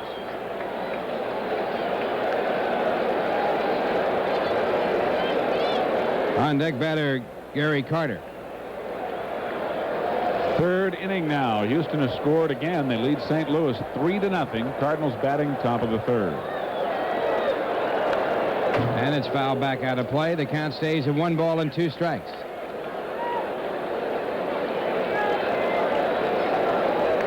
Well, hi there. Look at those eyes. He's going to be a heartbreaker. 1-2. And it's hit foul again. So the count remains at 1 ball and 2 strikes.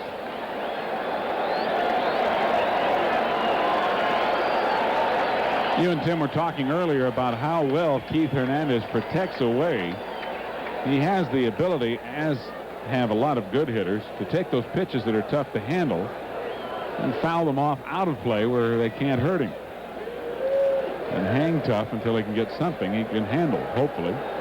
And that comes from that good swing that he has.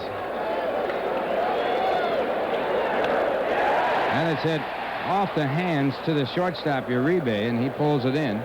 Backman back to second. So 2 away, and the batter will be Gary Carter. Mets fans, you can have it all with Michelob Light. Super premium taste and a less filling beer. Carter 0 for 2.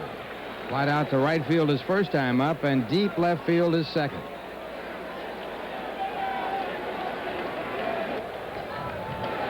Carter obviously bothered by that bad knee. And in some ways, Ralph, it affects him more at the plate than it does behind it. I think it does. One after the curveball. In fact, the first time this year that he seriously injured it, although it's bothered him for some time, was on a swing in the Astrodome in Houston. Carter facing a knee operation, and the Mets hope, and Gary hopes, it's after the World Series. And a drive to left, a base hit. Backman comes in to score easily. Carter with an RBI. The Mets lead 3-0.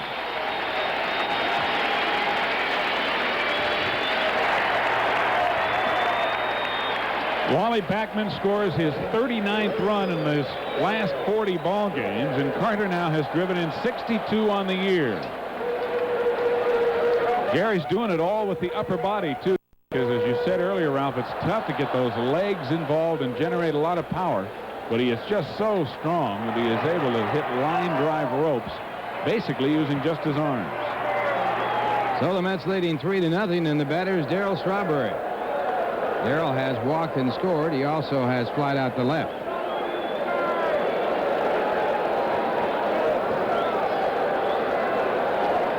Mets picking up the run with 2 men out. Ground ball to the shortstop, Uribe, who takes it to the bag for the force play that retires the side. But the Mets get one on 2 hits, and they leave one. And the score at the end of 5, it's the Mets 3 and the Giants nothing. Now here's a word from Michelob Light. Well, the Dwight Gooden getting set here for the top of the 6th. The Mets leading by a score of 3-0. And here's the total. 86 pitches, 58 strikes, 28 balls, 11 strikeouts. 4th inning, 11 pitches, 11 strikes. And in the second, he threw only 8 pitches, 1 of them balls. If it wasn't for the first inning when he threw 28 pitches, he'd be well under average, considering the fact that he has 11 strikeouts. When you strike out a lot of people, you throw more pitches. He has struck out the side twice, marking the 28th time he has done it, and the 11th time he's done it this year. And he has had 10 or more strikeouts for the 23rd time, the 8th time this year, and his first pitch, ball 1, as he works to Chili Davis. As you see, Davis hits the Mets very well, and he is one of only 2 that Dwight has not struck out in the Giant lineup tonight. He's 2 for 2.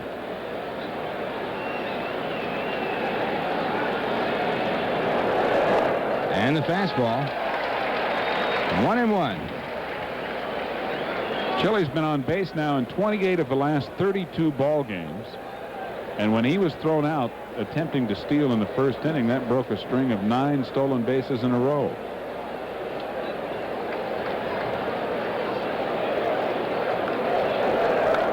And the fastball fouled away. I guess you'd have to say, Ralph, that Chili Davis and Chris Brown have been about the only 2 offensive bright spots for San Francisco. Brenly, a disappointment, had a great year last year. And Gladden, a big disappointment, hit over 350 last year as you look at Davey Johnson, Mel Stoudemire, and Bill Robinson.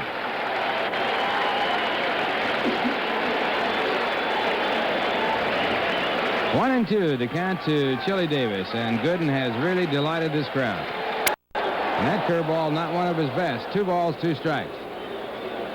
Gooden, in his last 30 decisions dating back to last year, has a record of 26-4. That would be some season, wouldn't it? Wow.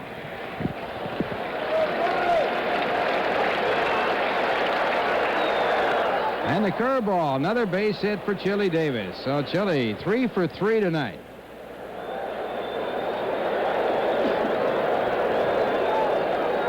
I can hear Chili now going back to the dugout. What's the matter with you guys?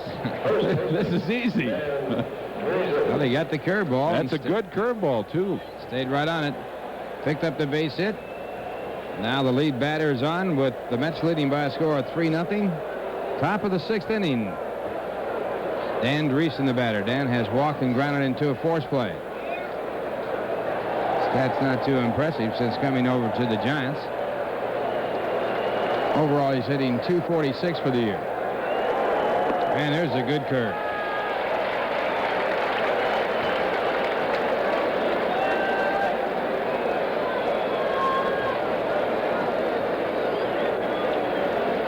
Danny probably felt like he'd been banished to the hinterlands here after going from a contending team in Montreal to the Giants, who have been out of it for a long time. Go over to first base. Dreesen, of course, started his career with the Cincinnati Reds and played with that big red machine over there when they were a menacing team. Not bad this year, as a matter of fact. Reds in second place, trailing by 8. Tied with San Diego.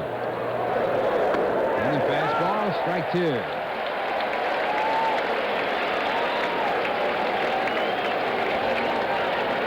Well, it's a great location to a left-handed hitter, a fastball on the outside part of the plate. And whereas a guy like Keith Hernandez handles that pitch quite well, most left-handed hitters do not. I always thought a low outside fastball with a 2-strike count was a tough pitch.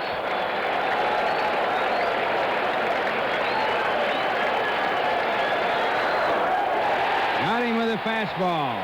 Strikeout number 12. Well, now only Chili Davis in the San Francisco lineup has not been struck out by Gooden, and it was against the Giants, remember, that he set his high for this year at 14. That was at San Francisco. Now he has an even dozen. And his next batter will be Chris Brown. Brown has walked and struck out. I wonder if those guys brought enough Ks tonight. So far, they have. Well, the all-time record for strikeouts in a 9-inning ball game is 19. There are enough outs left.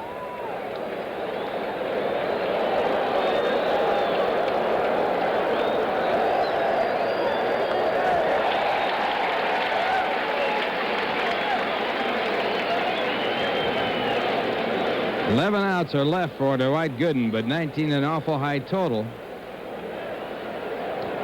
He'd have to strike out 7 of the last 11 to tie that. 8 of 11, obviously, to set a new mark. And the fastball. Curveball, fastball, strike 2.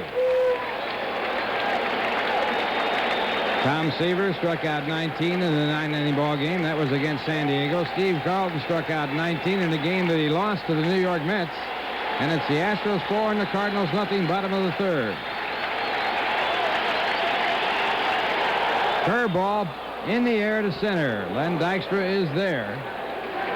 And he puts it away. Davis back to first base.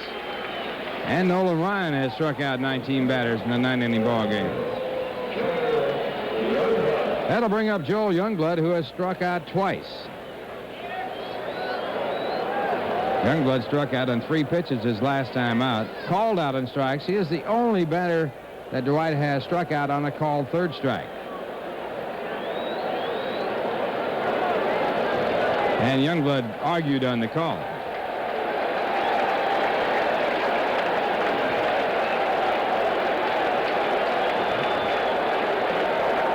Curveball, strike 1. I'll tell you, there ought to be a law here. This has got to be tough on a right-handed hitter. This ball starts off at your shoulder, winds up at your knees, and in the strike zone. Greg Louganis doesn't dive like that. Yeah, we're going to have to start giving the Greg Louganis curveball, giving points on those. And it's a little looper in the center field, a base hit. So Youngblood gets a little measure of revenge as he picks up a base hit after striking out twice. And runners now at first and second with 2 men out. And Bob Brenly the batter. Now this is the fastball, and Joel Youngblood is on it. Enough at least to get it into center field. And now 5 hits. Make that 6 hits for the Giants off Dwight Gooden. Brenly has struck out twice. He was the 200th strikeout victim. That was back in the 6th inning when Dwight struck out the side, getting his 6th, 7th, and 8th strikeouts. Putting him in a tie with Herb Score as the only people to strike out 200 or more batters in their first 2 seasons in the major leagues. And it is ball 1. I said 6 hits, Ralph. It actually is 5.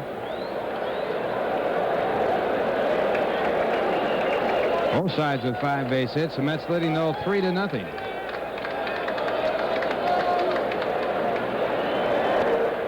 Fastball, faking the throw to first base. Hernandez coming over to cover. I don't know whether Carter didn't want to throw it or couldn't get a good grip on it.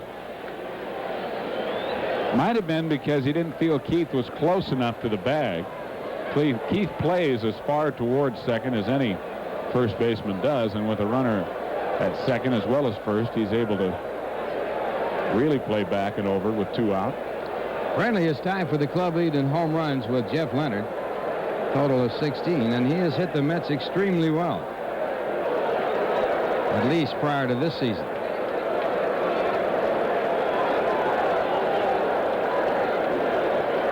Fastball hit in the air to center field. Dykstra has room, and he makes the catch. So the Giants threaten but do not score. No runs on 2 hits. They left 2, and the score at the end of 5.5 innings. The Mets 3 and the Giants nothing. Now here's a word from Burger King. Down and out. Shutout basketball team is saved by astrology. That's right. Stockard Channing, Jonathan Winters, and Dr. J star in The Fish That Saved Pittsburgh. And someone needs to. An off-the-wall comedy Thursday night at 9 on The $1 Million Movie. Pittsburgh Pirates in dire trouble. They cannot draw too many people. And the club for sale, no takers. And that's for all you moms out there, because it doesn't say which mom, right? All right, we're going now to the bottom of the 6th. The Mets leading 3-0, and George Foster the lead off for the Mets. The Mets got 2 runs in the second, a walk to Strawberry after Foster grounded into an out. Strawberry on second base as a result of a stolen base was accompanied on the bases by Johnson, who walked on 4 pitches, and then a single by Santana and a single by Dykesville. Well, finally a run scored at Montreal. Padres lead it over the Expos 1-0, now bottom of the 7th. And in the bottom of the 5th, the Mets got their 3rd run on a double by Beckman and a single by Gary Carter. Now the Astros still in the bottom of the 3rd lead the Cardinals 8-0. And Foster fouls off a fastball. George 0 for 2 in this game. Shortstop Uribe made a good play on him to throw him out in the 2nd inning. And a good play at the other end by Dan Dreesen as Uribe's throw short hop, Danny, but he dug it out. 1 strike to count as Jim Gott works, and this ball hit out to left center field. Foster hitting the ball in the end of the bat, and almost an Alphonse Gaston act out there by Gladden and Davis. Well, this was I got it, you take it. George hits a tweener, and it's plenty high enough for somebody to get there. And you see Gladden's obviously calling, and Davis almost runs into him. George hit it off the end of the bat, or he might have had a shot at getting it out of here. See Gladden check Davis, and Davis is also calling. They're both calling. And finally, fortunately for the Giants, Gladden took it. Hello there. And it's Howard Johnson. Ball 1 with a fastball. Howard with a walk, and also he popped up Mike Jeffcoat and Greg Minton throwing in the bullpen for the Giants, as Gott will be scheduled to bat when the Giants come up in the 7th inning. And it's fouled away.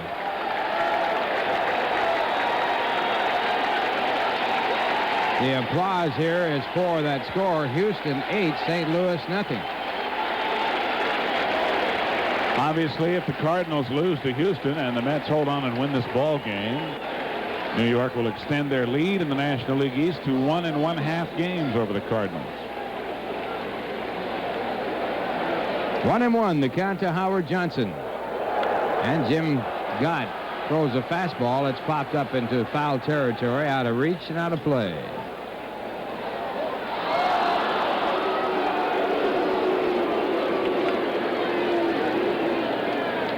Johnson hitting .222 against the Giants with 2 hits in 9 at-bats prior to this ball game. He's now 2 for 10, so that's an even .200 against the Giants.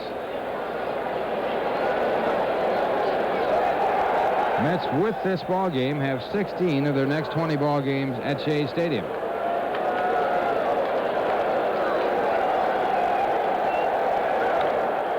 Ground ball to Wellman, the second baseman, 2 men away. That'll bring up Rafael Santana, who has the game-winning RBI in this ball game with a single in the 2nd to score the Mets' first run. Mets in games where they have scored first with a record of 51-11. Mets have the best home record in the National League, 40 wins and 19 losses. And now Houston has scored another run, still in the bottom of the 3rd. 9-0 they lead St. Louis. Think Al Rosen can relax now? General manager of the Houston Ball Club? I doubt if he will. Oh, you talk about a guy that was a competitor. Good pitch by Gott. Got him inside. Over in the American League, Jim Gott used to pitch to Tim Tuffle of the Minnesota Twins. And Jim's name in German means God, and Tim Tuffle's last name in German means devil. And Tuffle had a great quote. He said, "I always had a devil of a time against Gott." Where does George Burns come in? He played that's right. both sides of the street, didn't he? Yeah, that's right. Yes.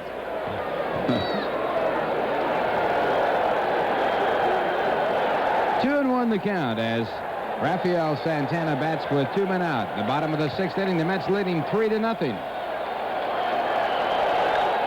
Ground ball off of Chris Brown, the third baseman, and it goes into the stands. It's a grounds rule double, and Brown appears to be hurt.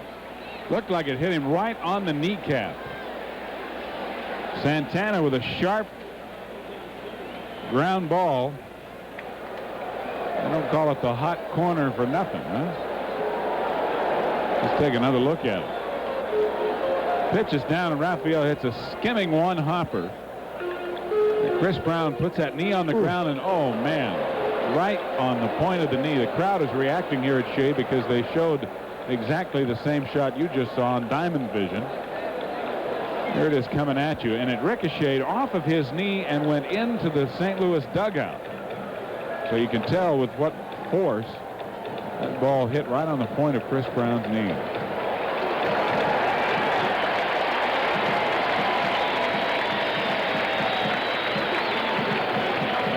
Santana laces it, and Brown, who was playing just about even with the bag, got his body in front of it, but oh man, the bony parts of that body are not meant to take baseballs. It looks like he's going to stay in.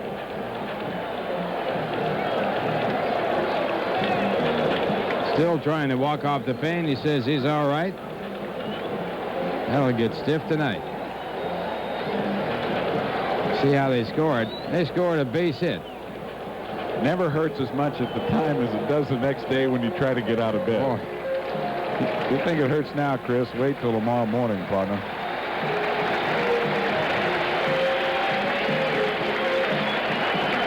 So it is scored a base hit. The Mets get their 6th hit of the ball game, and it brings up Dwight Gooden, who is 0 for 2. Gooden with 13 base hits on the year. Chance to help his own cause as the Mets lead by a score of 3-0. 2 men out, bottom of the 6th inning.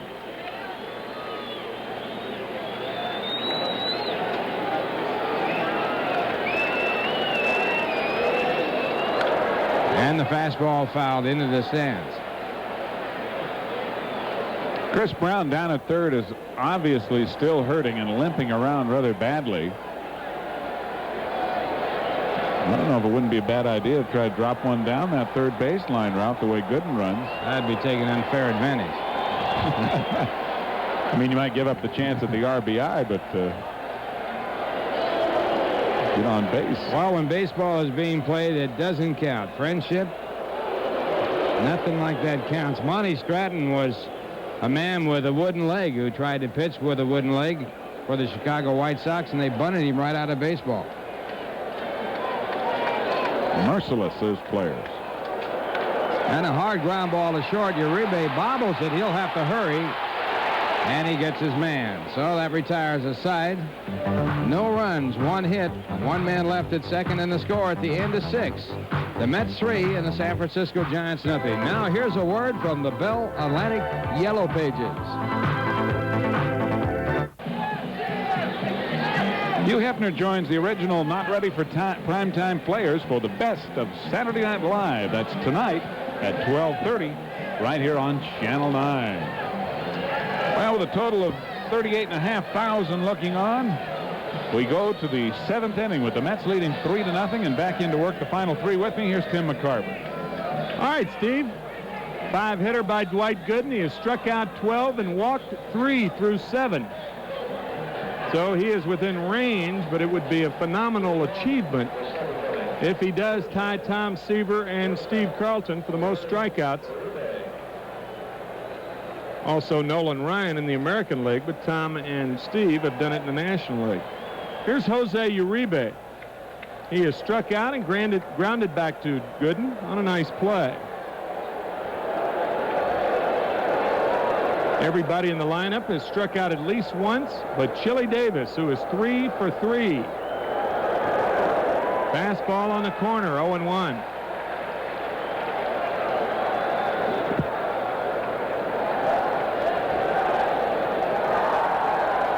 $3-0 New York.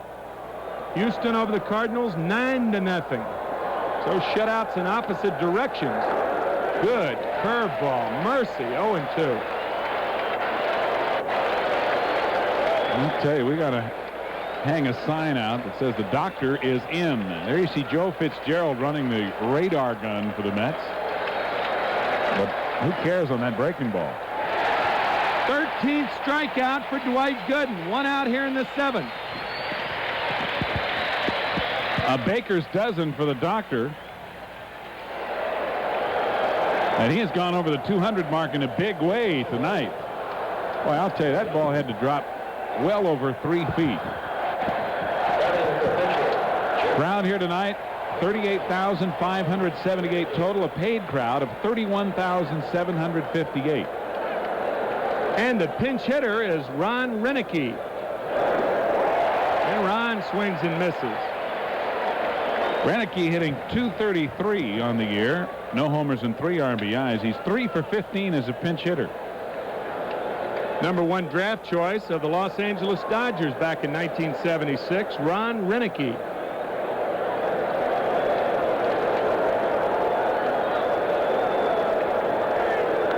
And he fouls one back, so it's 0-2 to Renicky. It's tough when you face Gooden 3 or 4 times a night, but when you have to pinch hit against him, that's a tough enough art as it is. 2 curveballs to Renicky. We'll see how Gooden works him. 13 strikeouts. The high in the major leagues this year, 14. De Leon, Valenzuela, and Dwight Gooden. 1-2. It's almost as though the crowd gets mad when somebody puts a ball in play, even though it's an out. They don't want to see fly balls. They don't want to see ground balls. They might even be upset at a double play. They just want to see more Ks from the doctor. 2-2. The thing that I think has been amazing about Dwight this year is his ability to make the most of what he has on any particular night. When he doesn't have the good curveball, he still manages to win. And when he does, you don't see as many fastballs from him. 2-2. I think that's an excellent point, Steve. He is, in a short period of time, you're not amazed by anything he does, but he seems to have the presence of mind to spot his fastball a lot more when he doesn't appear to be throwing as hard. And that's the difference between guys who win 20 ball games and those who win 16 or 17. And the difference between a thrower and a real pitcher. He has been more of a pitcher this year. Breaking ball got him. Strikeout number 14 for Dwight Gooden. That ties his high for the year, and they have both been against the San Francisco Giants. And Dwight Gooden, just one reason why the New York Mets have gone over the 2 million mark in attendance tonight. The crowd tonight, the paid total, bringing the total to 2,013,250. And here is number 14, again, the big curveball breaking down out of the strike zone. Also here, Dan Gladden, and he takes a strike. Gooden's high, and his career high, in his short career, he struck out 16 in consecutive games last year. 0-2. Like he's throwing better this inning than at any other inning in the ball game.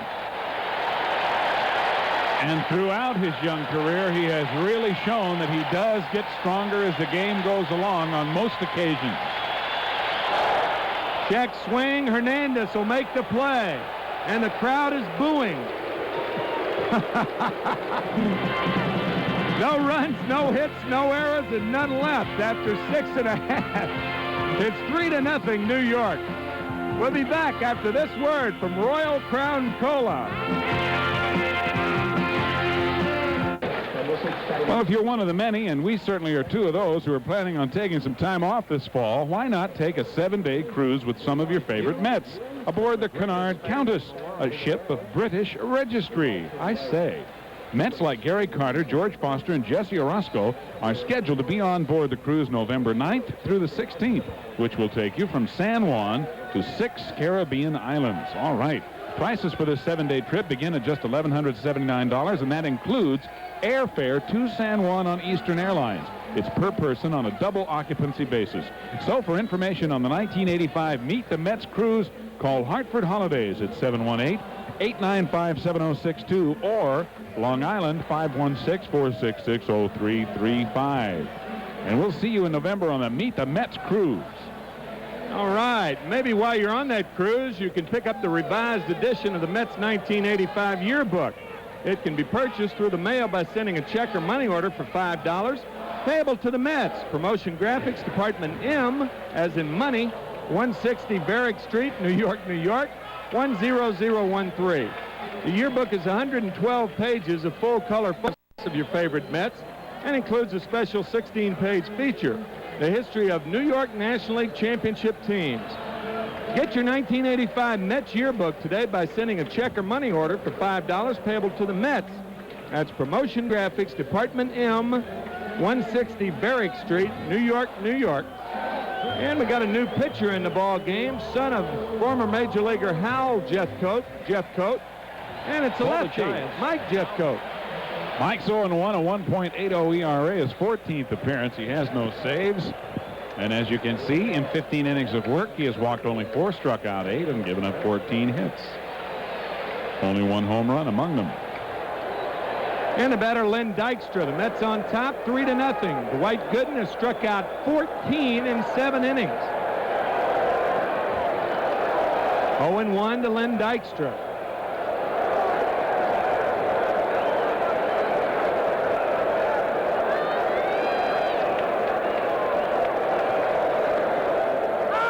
The herky-jerky motion of Mike Jeffcoat. 0-2 to Dykstra.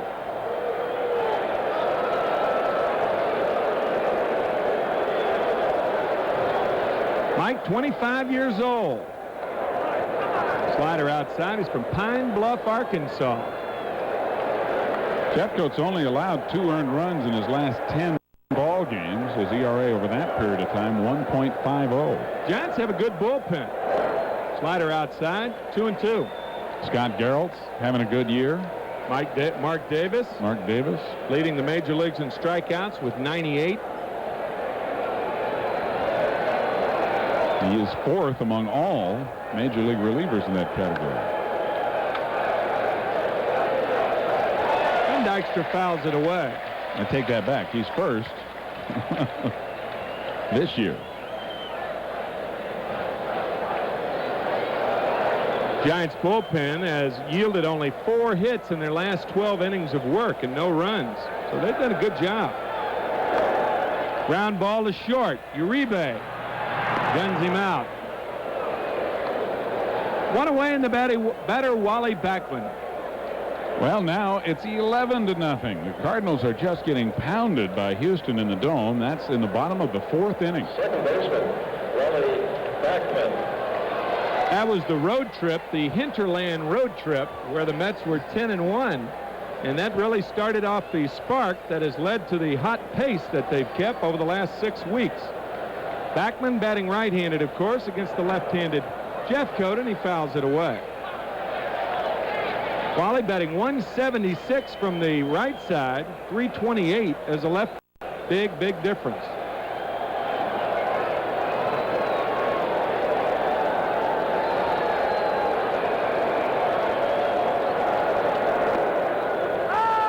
Good fastball. A lot of motion from Jeffcoat. Herky-jerky. Here comes the ball. 0-2 to Backman.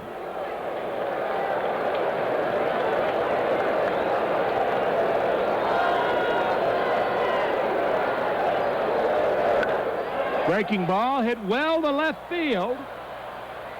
But Dan Gladden is there at the edge of the warning track. Wally Backman gave it a ride, but Dan Gladden makes the catch. And the batter, Keith Hernandez.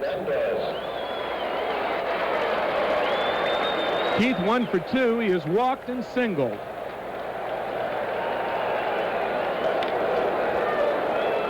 Jim Gott, the starting pitcher. Steve did a heck of a job tonight. 3 runs and 6 hits over 6 innings. But he has been bested by Gooden. He's not the only one. That's right. Nor will he be the last.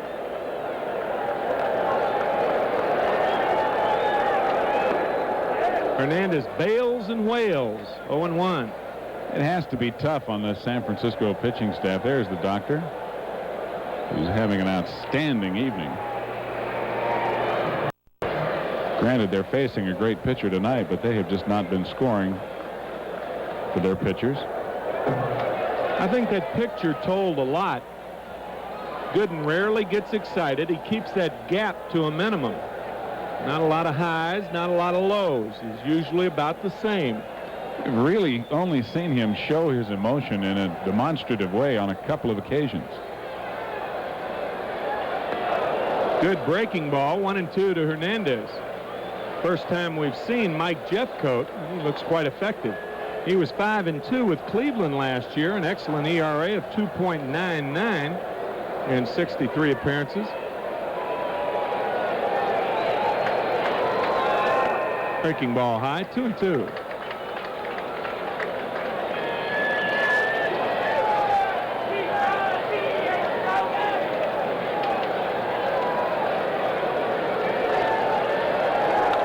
Line drive, base hit up the middle. Second base hit of the night for Hernandez, and he's on with 2 out and the batter, Gary Carter. Well, it didn't take long for Keith to get a bead on Jeffcoat. He looked bad earlier, but he was going to school, and he just passed the exam. Just like a guy who has to putt second, right? That's right. Go to school on the first putt. Carter with an RBI single in the 5th. He's flied out twice. Gary 1 for 3 on the night.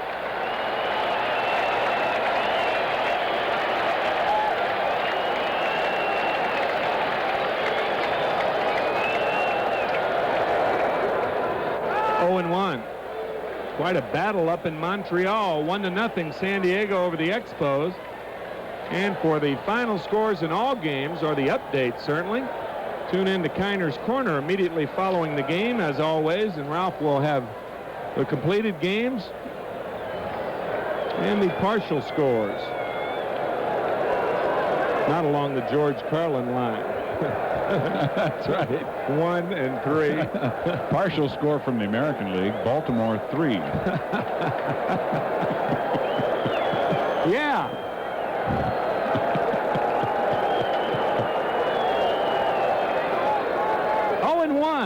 To Gary Carter. 2 out, Hernandez at first.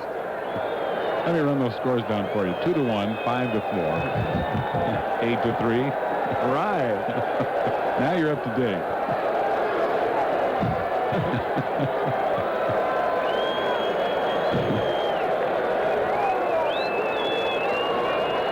Hernandez at first base. Keith with a couple stolen bases. No threat to run. 0-2. Jeffcoat doing a good job of staying ahead. 3-0. Mets lead it. They have 7 hits and the Giants with 5.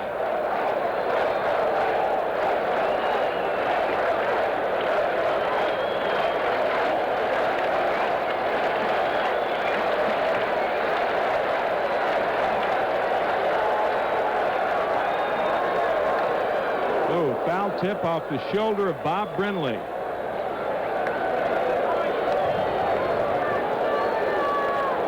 Bob wishes he were back out at first base. Looks like it caught him on the mask first.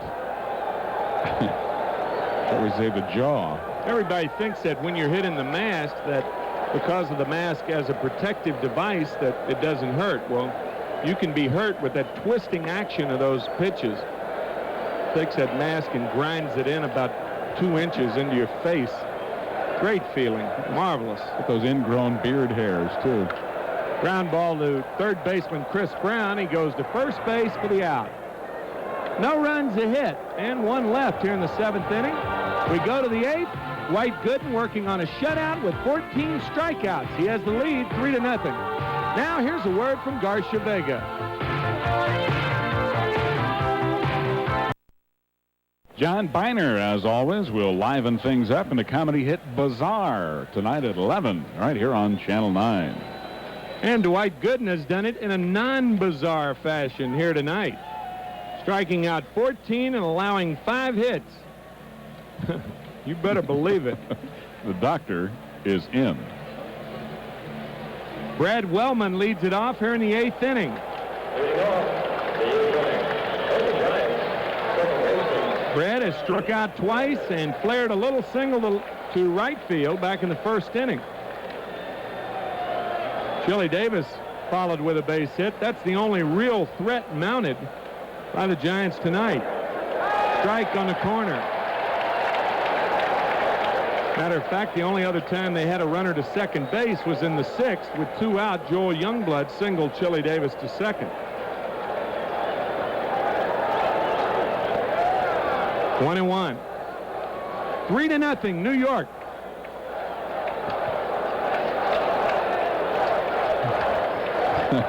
Used to be only 3 or 4 guys up there in the K corner. As you can see, it's become a more popular spot here.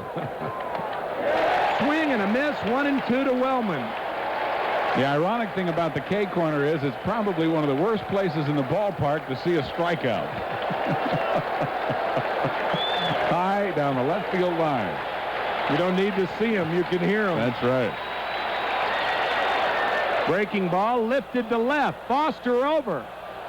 Ball could be trouble. Nice play, George Foster. Foster had a long way to run for that foul ball, but he made a nice play, and with 1 out, the batter, Chili Davis. Well, the Mets not expecting Wellman to be able to pull off Dwight Gooden, but Wellman hit a pitch that was up and out of the strike zone, and a breaking ball on top of that. It was inside. So George had to go all the way from deep left center field into foul territory, and he got there. Charles Chili Davis, 3 for 3. He has singled 3 times and has 3/5 of the Giants' hit total tonight. Good cut, fouls it back. And Chili is the only guy in the San Francisco lineup Dwight has not struck out. He even struck out the pinch hitter, Ron Renicky. So he has struck out 9 of the 10 potential threats at least once. And he has struck out at least 1 in every inning. Check swing, 0-2 to Davis. Well, that was a nasty fastball right there. In on the hands, up about letter high. Dwight night it is.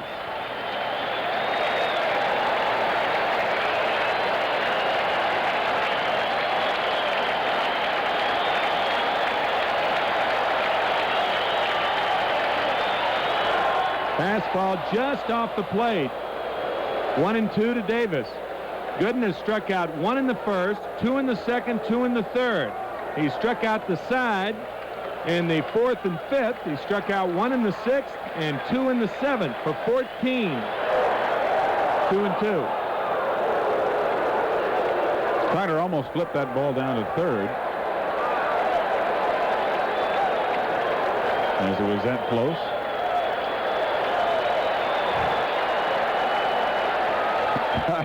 Shades of some years gone by when there was a black cat on the field here, and this one is gray with white trim.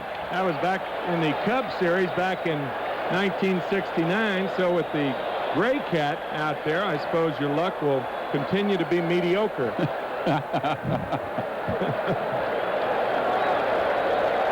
There we go.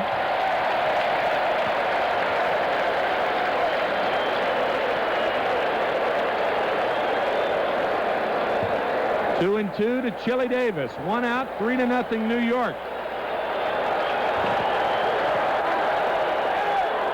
3-2.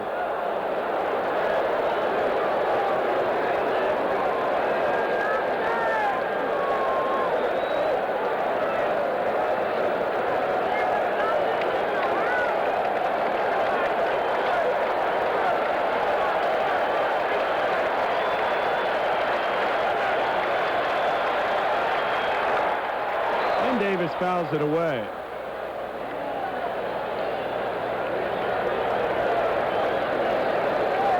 Shea Davis, born in Jamaica, grew up in Los Angeles and was a catcher in high school. He ran too well to be a catcher. What a waste of speed that was. Maybe he didn't get fast till he got up. I didn't mean to lead you into anything detrimental. You left yourself wide open. Boy, oh boy, I thought about it after I said it. Sorry. You of all people. That was another E2. All right. Pete Rose still 15 behind Ty Cobb. Pittsburgh won that game 3-2 over the fledgling Cincinnati Reds.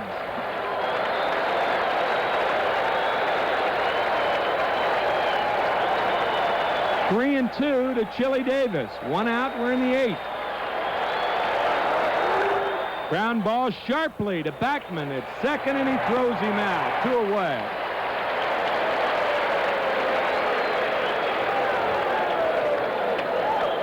And now the first baseman, Dan Drusen. So Shea Davis has the bead on the doctor. He's 3 for 4 on the night. Should have imparted some of that information to the rest of the lineup, however. Dan Drusen 0 for 2 with a walk. Gooden has walked 3 and struck out 14.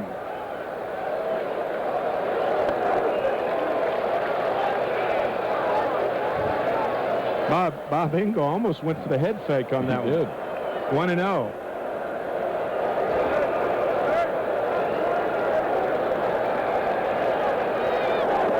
Curveball and a beauty. 1-1. Oh, man. That piercing concentration of Dwight Gooden. Curveball by Hernandez. Into right field. Strawberry hurries. And Drusen's going to stay there. So Dan Drusen hits a bullet past Hernandez for the 6th hit of the ball game.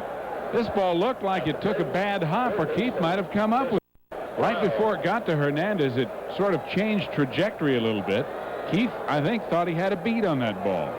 But it went over his glove, and it's the 6th hit off Gooden for San Francisco tonight. And the batter is Chris Brown. Chris is 0 for 2. He has walked, struck out, and flied to center.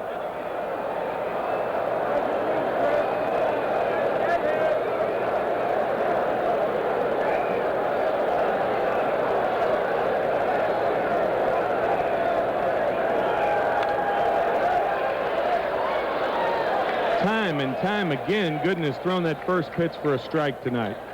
And as we've said so many times, it's a game of first. Get the first strike, the first out, and the first run. And the Mets have done that by and large here tonight.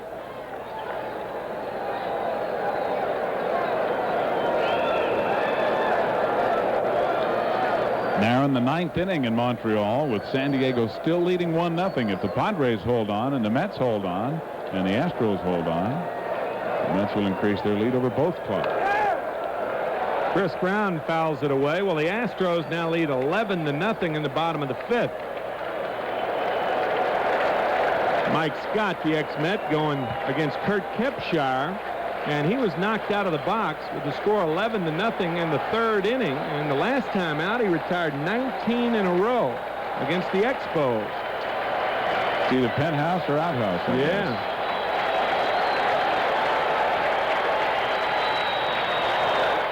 Line drive right center, and there's Dykstra to cut it off. Drusen to third, and Dykstra alertly throws the ball to second base.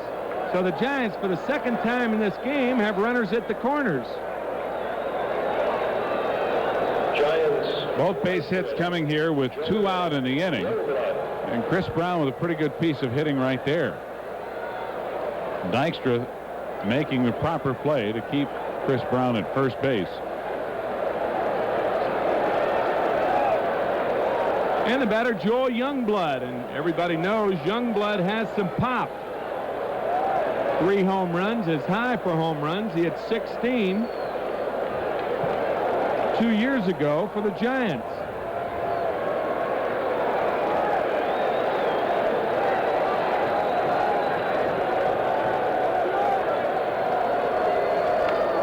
Jammed him in with a fastball. Hernandez, Carter for the third out. The Giants threaten here in the 8th, but to no avail. No runs, 2 hits, no errors, and 2 left. And after 7.5, it's all Gooden in the Mets, 3-0. We'll be back after this word from Nissan. We go to the bottom of the 8th inning with the Mets leading 3-0. Greg Mitten is going to come in to pitch. No, and that is not he. Face looks familiar, though.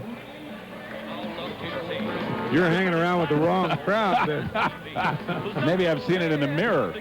Curly shuffle time, and they're all dancing in the aisles here at Shea.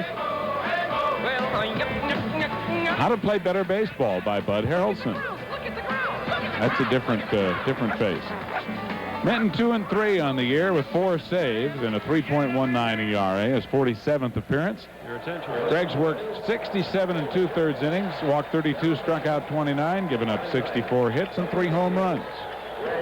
He is the 3rd San Francisco pitcher of the evening, and he will be facing Darryl Strawberry, George Foster, and Howard Johnson here in the 8th inning, with New York leading at 3-0 behind a 14 strikeout performance by the Doctor. Tonight, Strawberry has walked and scored, popped out, and grounded out.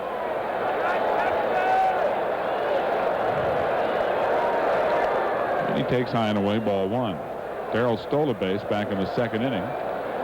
Blue Jays over the Indians 3-2 in the 8th inning. The Blue Jays entering the game 4 games in front of the Yankees in the American League East. 2 balls, no strikes to Darryl. Jim Gott started for the Giants, pitched the first 6 and gave up all 3 runs, all earned. Jeff Coate pitched 1 inning in the 7th, and Mitten now here in the 8th. And it's 3-0. Kind of brings up a point when you think of both Eastern divisions. Would you rather be in Toronto's shoes 4 ahead of the Yankees with the way the Yankees have been playing, or in the Mets' shoes a half a game in front of the Cardinals with the way the Mets have been playing? Well, that's an interesting point. A smaller lead, but a different aspect as far as momentum is concerned. Lately, Toronto's been going the opposite direction. They had a lead twice that size not too long ago. Over the mound, up the middle, base hit into center field for Strawberry.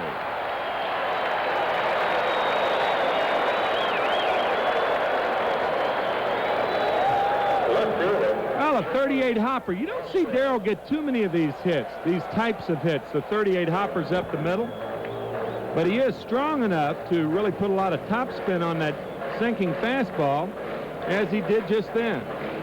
8th hit for the Mets, and it brings up George Foster, who is 0 for 3. George grounded to short, lined to left, and flied to left.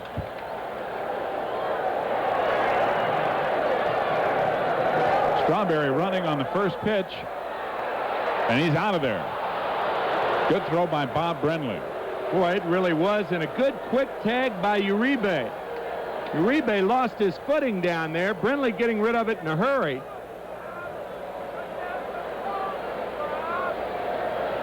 Well, Strawberry may have had that right foot in there, but usually if the ball beats you, this is the disadvantage of taking that ball up in front of the bag.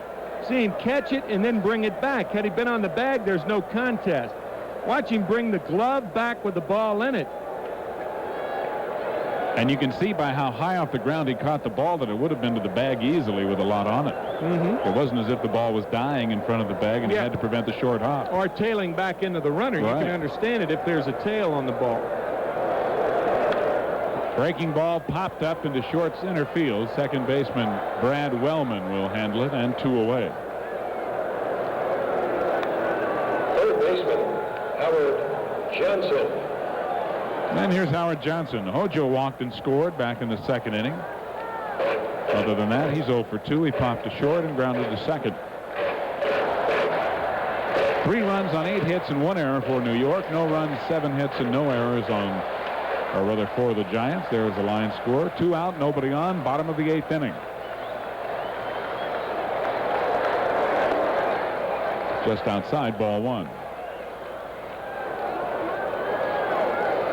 It's now 12-2. Houston leading St. Louis. Of course, Ralph will have all the finals, hopefully, on Kiner's corner. That's out of play, and it's 1-1.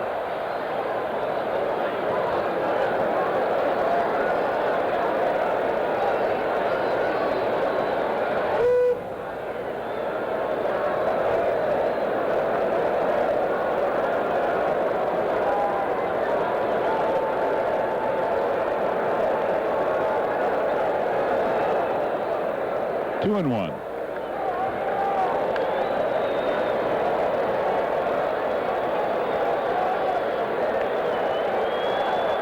The Mets scored 2 in the second and 1 in the fifth to lead 3-0. 2-2 now. Greg Minton has given up a couple of home runs this year, and if you think that's not unusual, consider this. He worked 269 and a third innings from 1978 to May 2nd, 1982 without giving up a home run.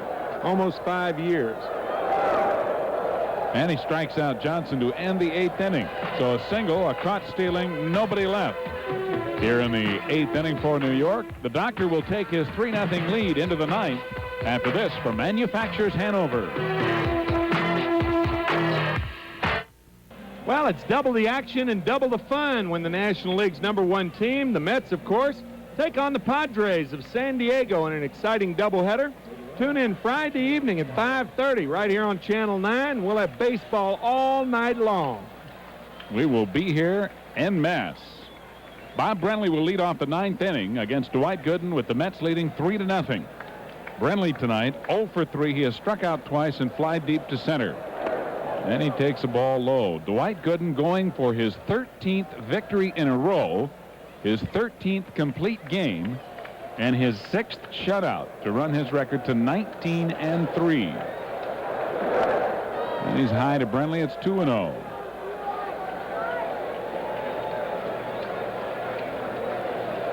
Dwight has now struck out 206 in 210 and 2/3 innings. He leads the major leagues, of course, in that department, and his league-leading ERA of 1.82, should he finish the 9th with a shutout here, will drop even further.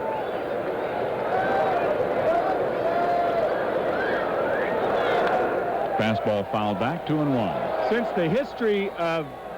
the beginning of baseball, and its illustrious history, I should say, only 50 pitchers at any one time have ever won 13 or more games in a season. That's the upper crust. Consecutive, that is. Foul back right at us.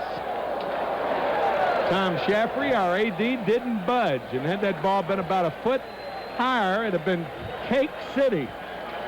The reason he didn't budge is because he didn't see it coming. If he had seen it coming, he might have left the booth entirely. Reason we didn't budge, he wasn't aimed at us.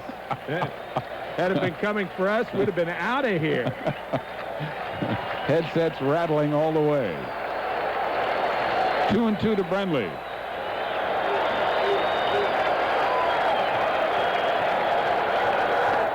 Did he get him?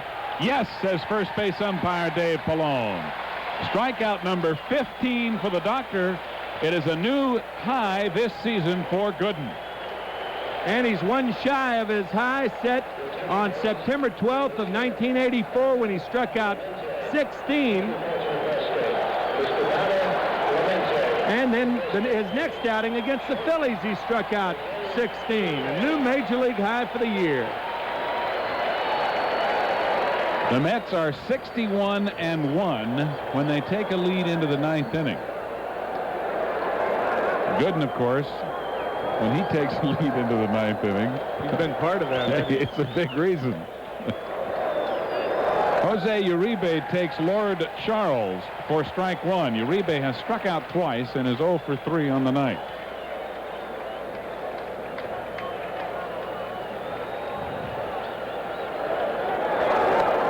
High, 1-1. The modern record for consecutive wins during a season, Rube Marquard, back with the New York Giants back in 1912. Padres 1-0 over the Expos. An easy play for Dwight, and 2 out in the 9th. So the Giants will send up a pinch hitter in the person of Rob Deere. Young man with a little bit of power in his bat, only batting .194, however, 3 home runs and 10 RBIs. As a pinch hitter, he is 4 for 20 with 2 home runs and 4 RBIs. If Gooden wins this game, it will be the most consecutive victories also in the major leagues this year, with 13 straight. He has not lost a ball game since May 25th. Ron Guidry also won 12 in a row this year. A strike called, 0-1.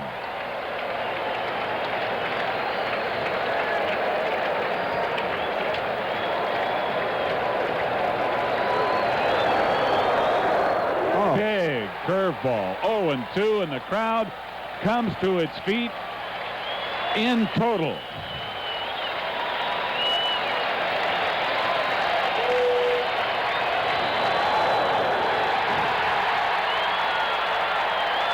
Dwight Gooden has struck out 16 to tie his career high.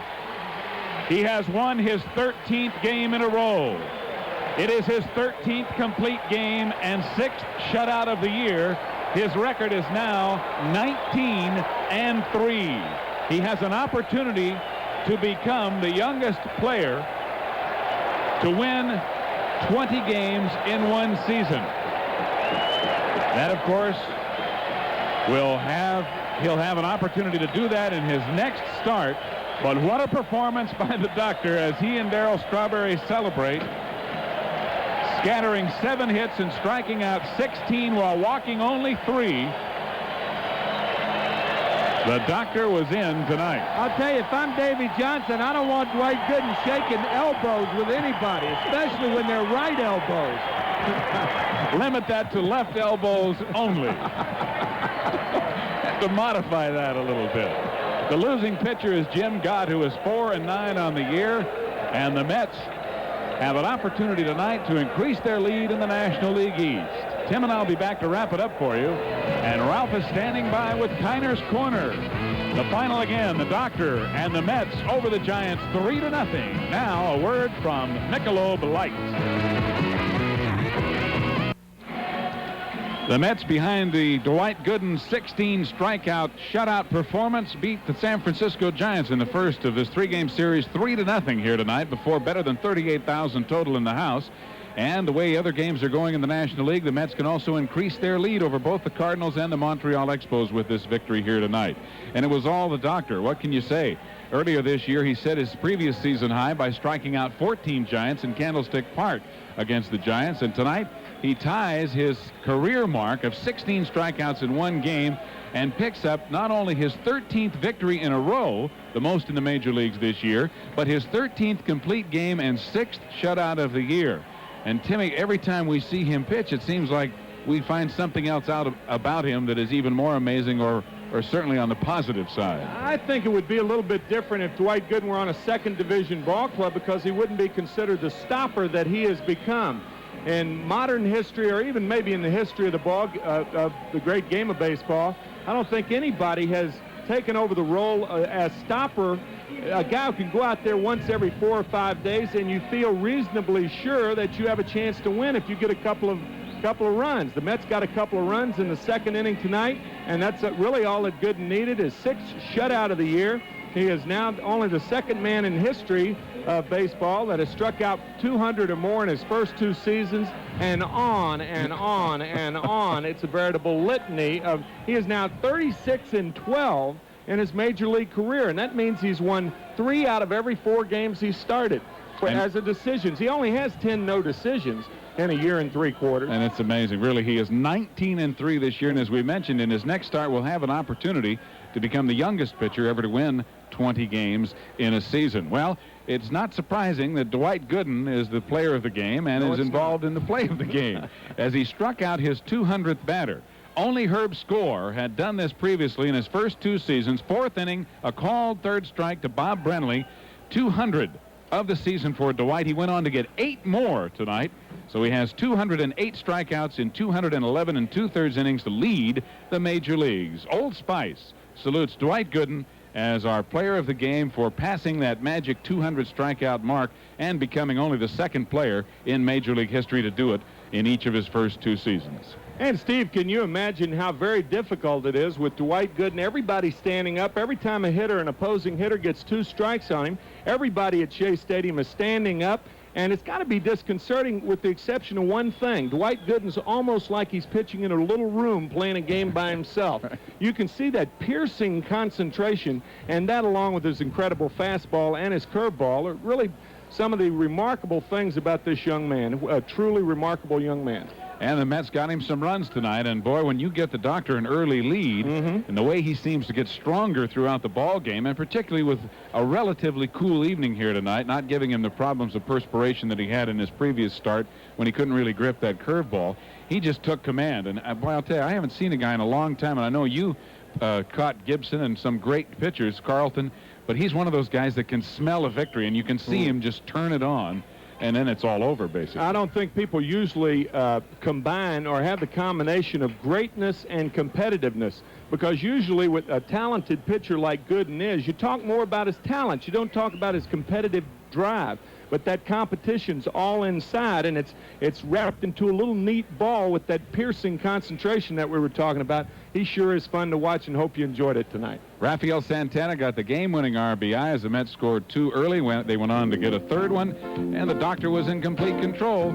The line score on the ball game for the Mets: 3 runs on 8 hits and 1 error. The Giants, no runs, 7 hits and no errors. Dwight Gooden wins it. He is 19-3, his 13th win in a row, 13th complete game and 6th shutout. The loser is Jim Gott, who is 4-9 on the year. Tim? All right, Steve. New York Mets baseball has been brought to you by Michelob Light, super premium taste in a less filling beer. Who says you can't have it all? By Nissan, builders of technologically advanced cars and trucks for over 50 years. For drivers who demand quality, the name is Nissan. By Manufacturers Hanover, the financial source worldwide. By Garcia Vega Cigars, you can relax and enjoy a cigar anytime. Garcia Vega, still an honest cigar. By RC Cola. People go out of their way for the taste of RC. And, of course, by the Bell Atlantic Yellow Pages. Be sure to stay tuned, fans, for Korner's Corner. As always, following our broadcast tonight, our special guest, of course, Dwight Gooden, who is now 19-3.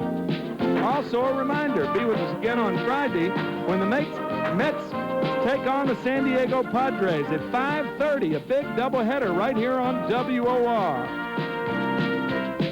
Mets Baseball 85 is produced by Bill Webb and Carl Shurkin. Directed by Bill Webb. Associate Directors Jeff Mitchell and Tom Schaffery. Technical Operations Manager Arthur Gress. Technical Director Robert Goodman. Promotional consideration was provided by True Value Hardware Stores and Home Centers, bringing the world beautiful music with the Sanyo multi-band, multi-voltage stereo radio cassette recorder. Mets Baseball 85 is a production of Channel 9 Sports. Production facilities arranged through Vanda Communications. Also, the announcers on the preceding telecast were approved and contracted for by Doubleday Sports Incorporated. So until Friday here on WOR, stay well, everybody.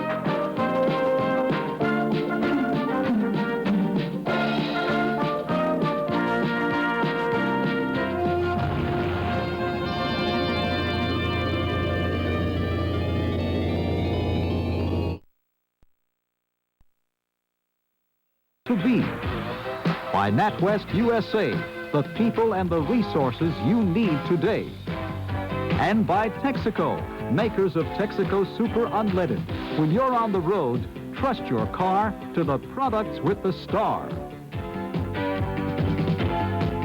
Well, hi, everybody, and welcome to Korner's Corner. And as you would expect, the star of the ball game, Dwight Gooden, who had a fantastic game here tonight, as Dwight won it by a score of 3-0. And Dwight, you got off to kind of a slow start, and after your last outing, when you did have a lot of trouble with the ball being wet with sweat and you couldn't throw your curveball, tonight you established your curveball early. Yeah, it started early. The first inning was a little rough, and I found myself overthrowing a little bit, and I had to just, tell myself to relax and, take it easy and, go from what I did early in the season. When you warm up in the bullpen, have you got an idea of what's going to happen in the ball game, or does that help?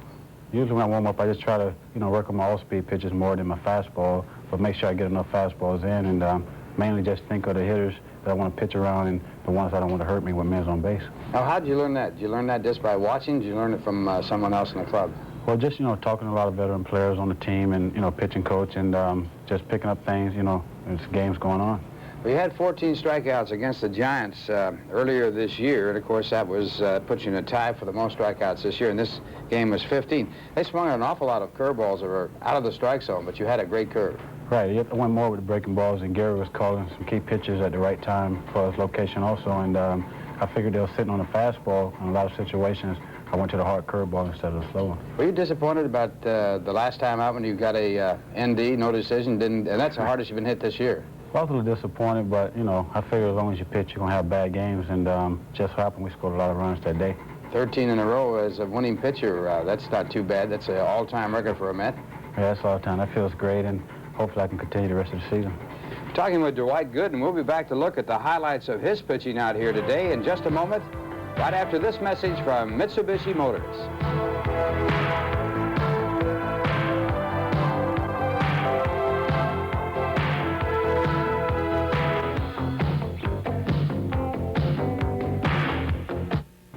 Well, our guest in the show, Dwight Gooden, who struck out 15 batters. Only one other pitcher has struck out 200 batters in his first 2 years in the major leagues. And, of course, Dwight Gooden here today did that. He went over the 200 mark in this ball game. Dwight, that's quite an accomplishment.